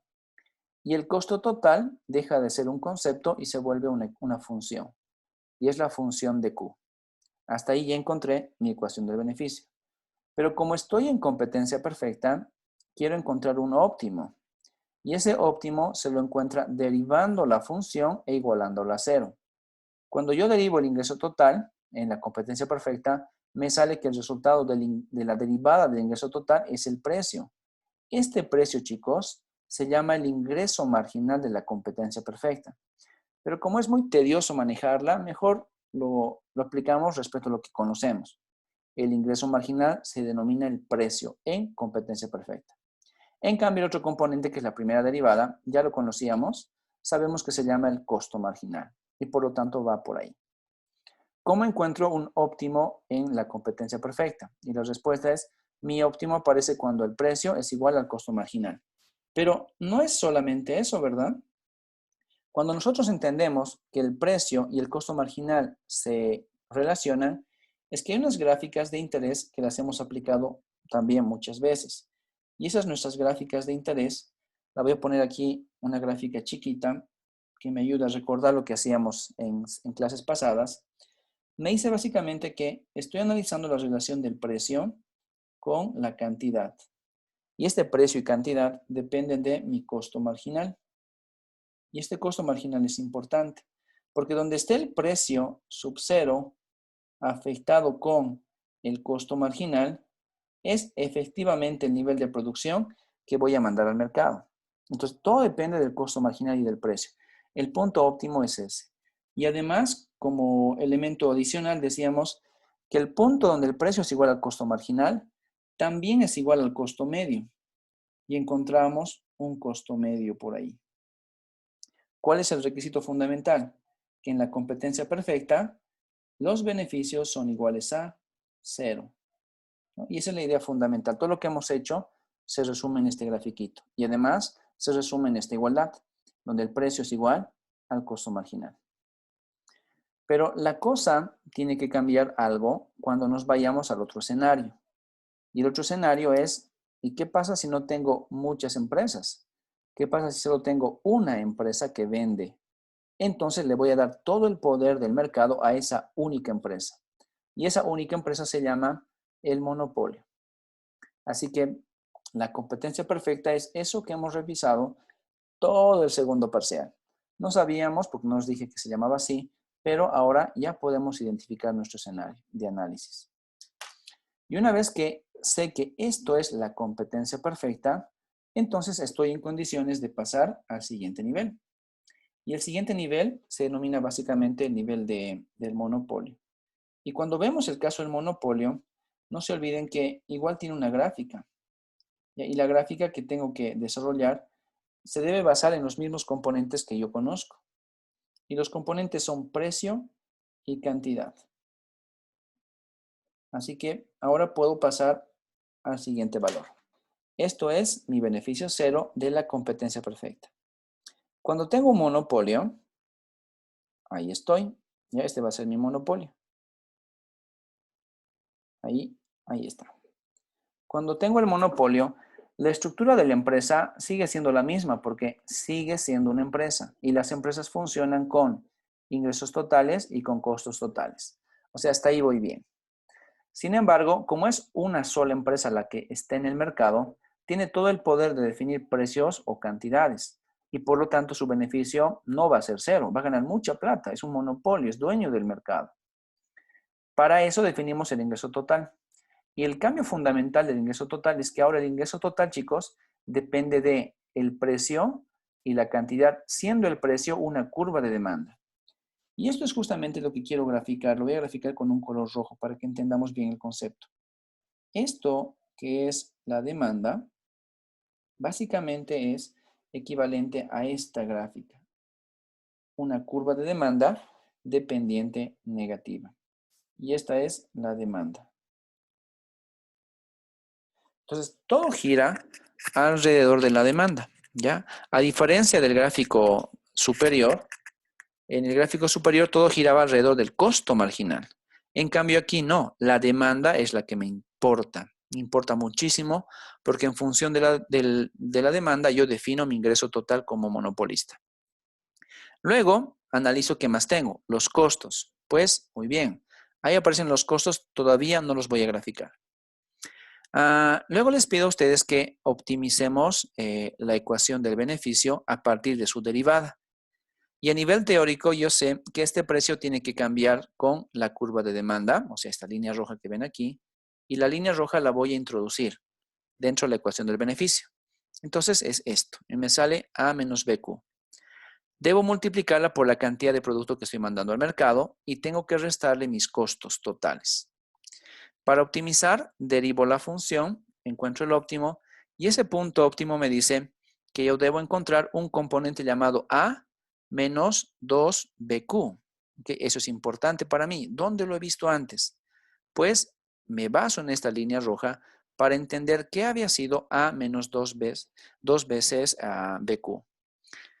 Si revisan esta ecuación roja, chicos, otra vez le pongo una flecha ahí para que identifiquemos. ¿Dónde estará el valor de A? ¿Ya? De ese recuadro rojo, que vuelvo a ponerle un recuadro rojo para que se note el doble. De ese recuadro del nivel de precio, ¿dónde estará el nivel de A? Pues es fácil de encontrar. Si yo hago que este valor de Q, que estoy mostrándoles ahora, valga 0, entonces en el eje horizontal Q vale 0. O sea, estoy aquí en el punto de origen. Si Q vale 0, ¿cuánto vale el nivel de precios? Pues vale A. Entonces, este punto de acá arriba es A. ¿Ya? Este punto de acá arriba es A y punto. Cuando la cantidad vale 0, el precio vale A. Entonces, el precio vale A, está aquí arriba. Y por otro lado, ¿qué pasaría si el precio se vuelve 0? Hago que el precio se vuelva 0. En lo que estoy midiendo el eje vertical, hago que se vuelva 0 y me voy al punto de origen aquí. Cuando el precio se vuelve 0, puedo pasar A al lado izquierdo. Me queda A igual a BQ. Y todo como está con negativo, pues invierto los signos y se vuelven positivos. Y luego esta Q la voy a despejar y me sale A sobre B.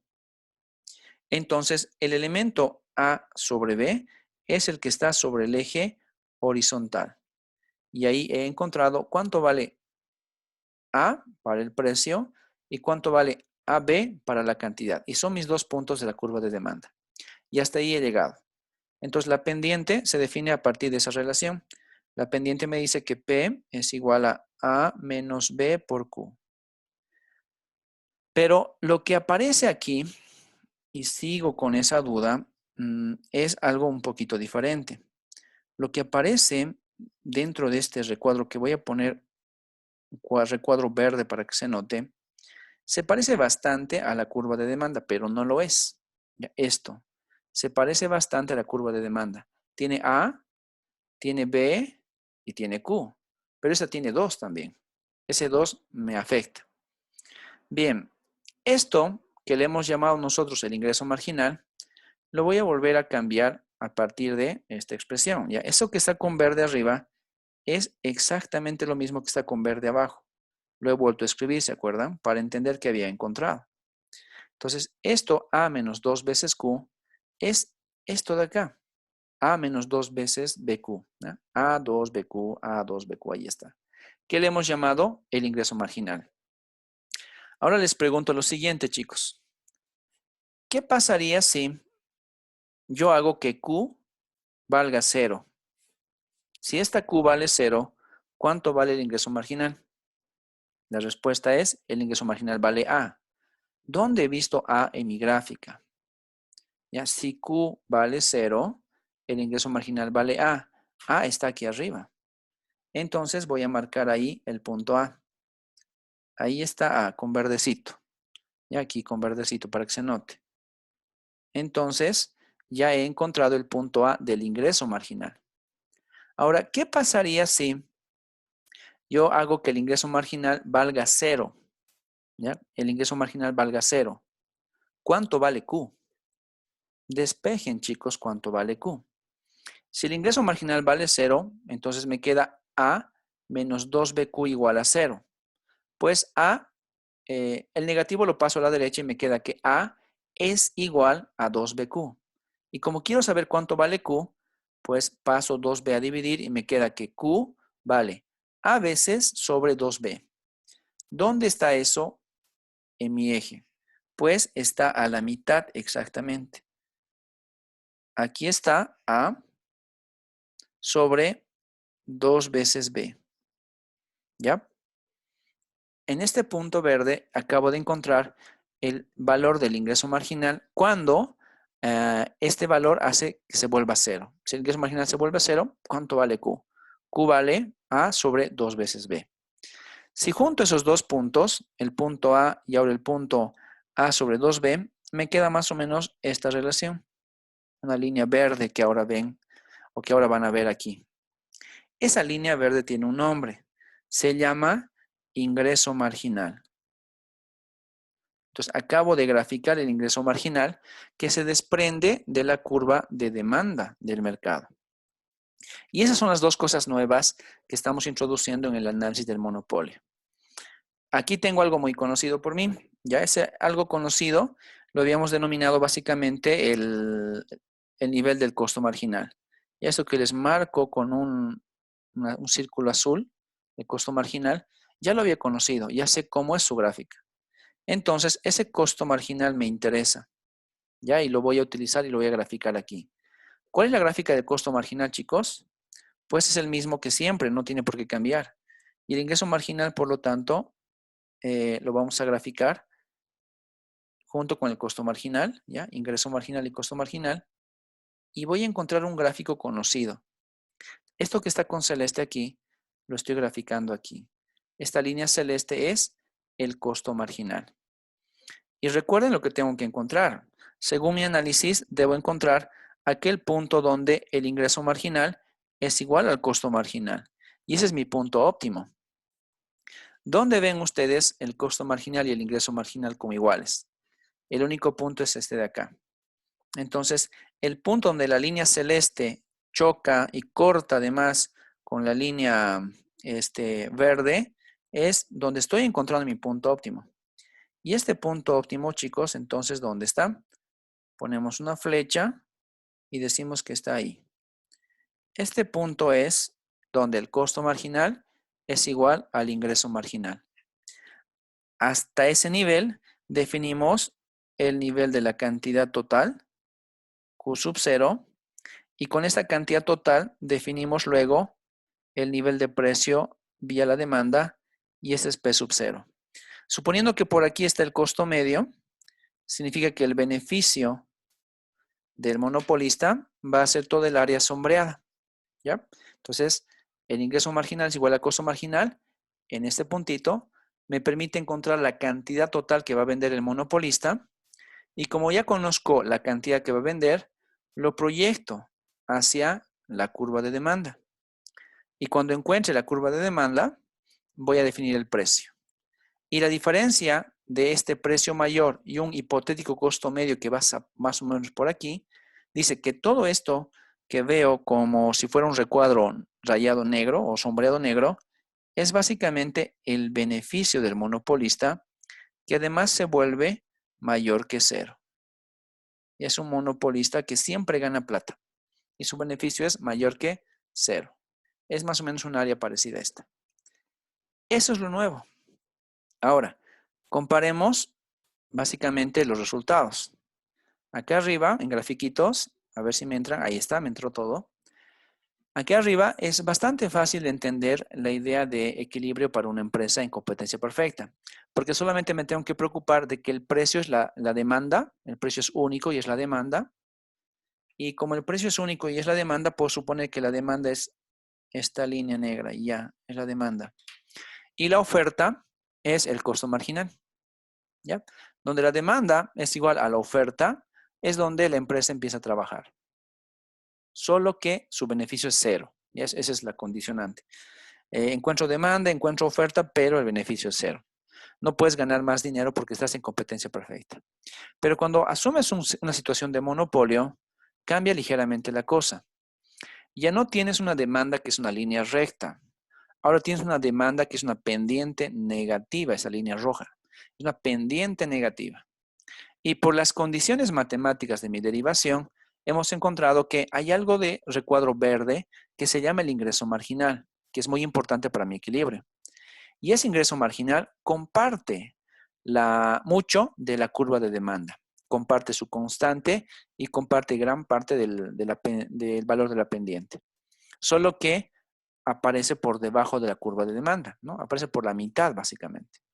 Y ese ingreso marginal, ¿por qué lo graficamos? O sea, ¿qué importancia tiene? Y la importancia es esta de aquí abajo. Que cuando derivo mi función del beneficio, me sale que el equilibrio del monopolista es donde el ingreso marginal va a ser igual al costo marginal. ¿Y dónde encuentro este concepto? Pues en este puntito más o menos. Conozco el valor de Q y como sé que conozco Q, el mercado me da el nivel de precio. Y dado que el mercado me da el nivel de precio y yo ofrezco Q, entonces esta área sombreada es más o menos equivalente a el beneficio positivo para el monopolista. Comparación de resultados. En la competencia perfecta, las empresas ganan cero. En el monopolio, la empresa gana mayor que cero. ¿Ya? Y eso es a lo que tenemos que llegar para el día de mañana, para ir practicando para el día de mañana con los diversos ejercicios. Esa es una idea de cómo va a ser su examen final. Ejercicios de esa naturaleza, chicos. ¿Ya? Bueno, aquí va el primer ejercicio. Simplemente es la presentación con letritas. Mañana vamos a resolver ejercicios que tengan números y que puedan darnos un poco más de información y que nos permitan graficar modelos cada vez más realistas, ¿no? O sea, con números verdaderos para que no nos perdamos. ¿De acuerdo, chicos? Ok, las introducciones siempre son pesadas. Así que, bueno, hoy día sé que fue algo pesado, pero ya mañana va a estar un poquito más ligera la clase. ¿Ya? ¿Preguntas, jóvenes? Licen, ¿vamos a hacer ejercicios solo de monopolio o vamos a meter competencia perfecta, no? Pues ya hemos hecho varios ejercicios de competencia perfecta, ¿ya? El propio examen de segundo parcial fue competencia perfecta. Tranquilamente podemos hacer algo de competencia perfecta, pero voy a preferir manejar la teoría de la competencia perfecta y concentrar nuestros esfuerzos en ejercicios de monopolio. Y eso solo para no repetir ejercicios de competencia perfecta, que lo podríamos hacer, pero prefiero que nos concentremos por ahora en el monopolio. Tenemos muy poco tiempo para terminar el módulo, ¿ya? Por ese motivo, vamos a priorizar monopolio por ahora. Ok, chicos. A ver, para cerrar nuestra sesión les voy a llamar lista, así que atentos, por favor, chicos. Atentos, atentos.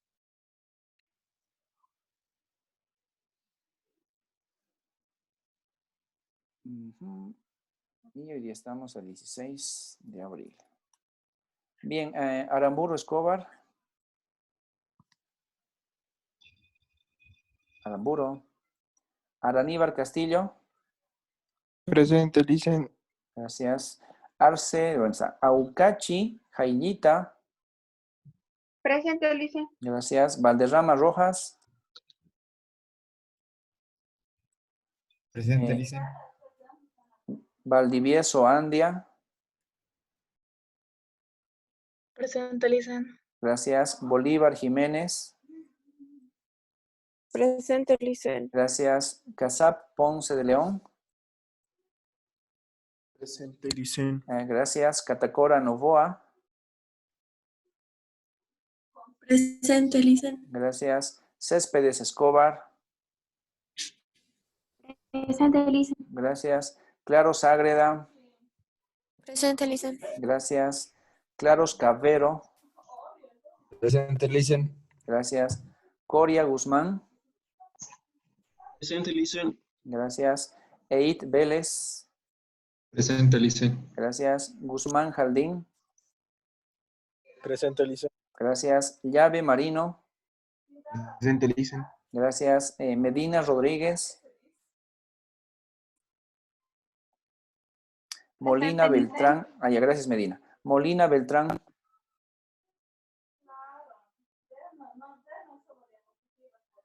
Pacheri Flores Belloni.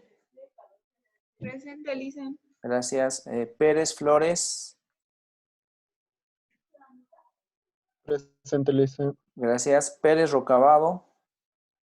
Presente, Alicia. Gracias. Rosel Orozco. Presente, Alicia. Gracias. Solís Gualima. Presente, Lice. Gracias. Valdivia Torrico. Presente, Alicia. Gracias. Vázquez Espinosa. Presente, Alicia. Gracias. Velázquez Guzmán.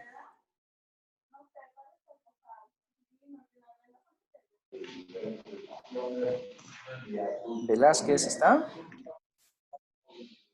Creo que no. Villegas Valdivia. Lisa, un favor a mí. Villegas Valdivia. Vizcarra Presente, Uriona. Presente, Gracias, Alicia. Villegas. Bien. Gracias, Villegas. Vizcarra Uriona. Javier. Y Zapata Mérida. Presente, Alicia. Listo, gracias. Bien, hasta mañana, chicos. Y los que no hayan respondido, los escucho. ¿Quiénes están? Lisa, Lisa, perdón, se cortó mi internet. Ya, tu nombre, por favor, ¿cuál es? Andrés Velázquez.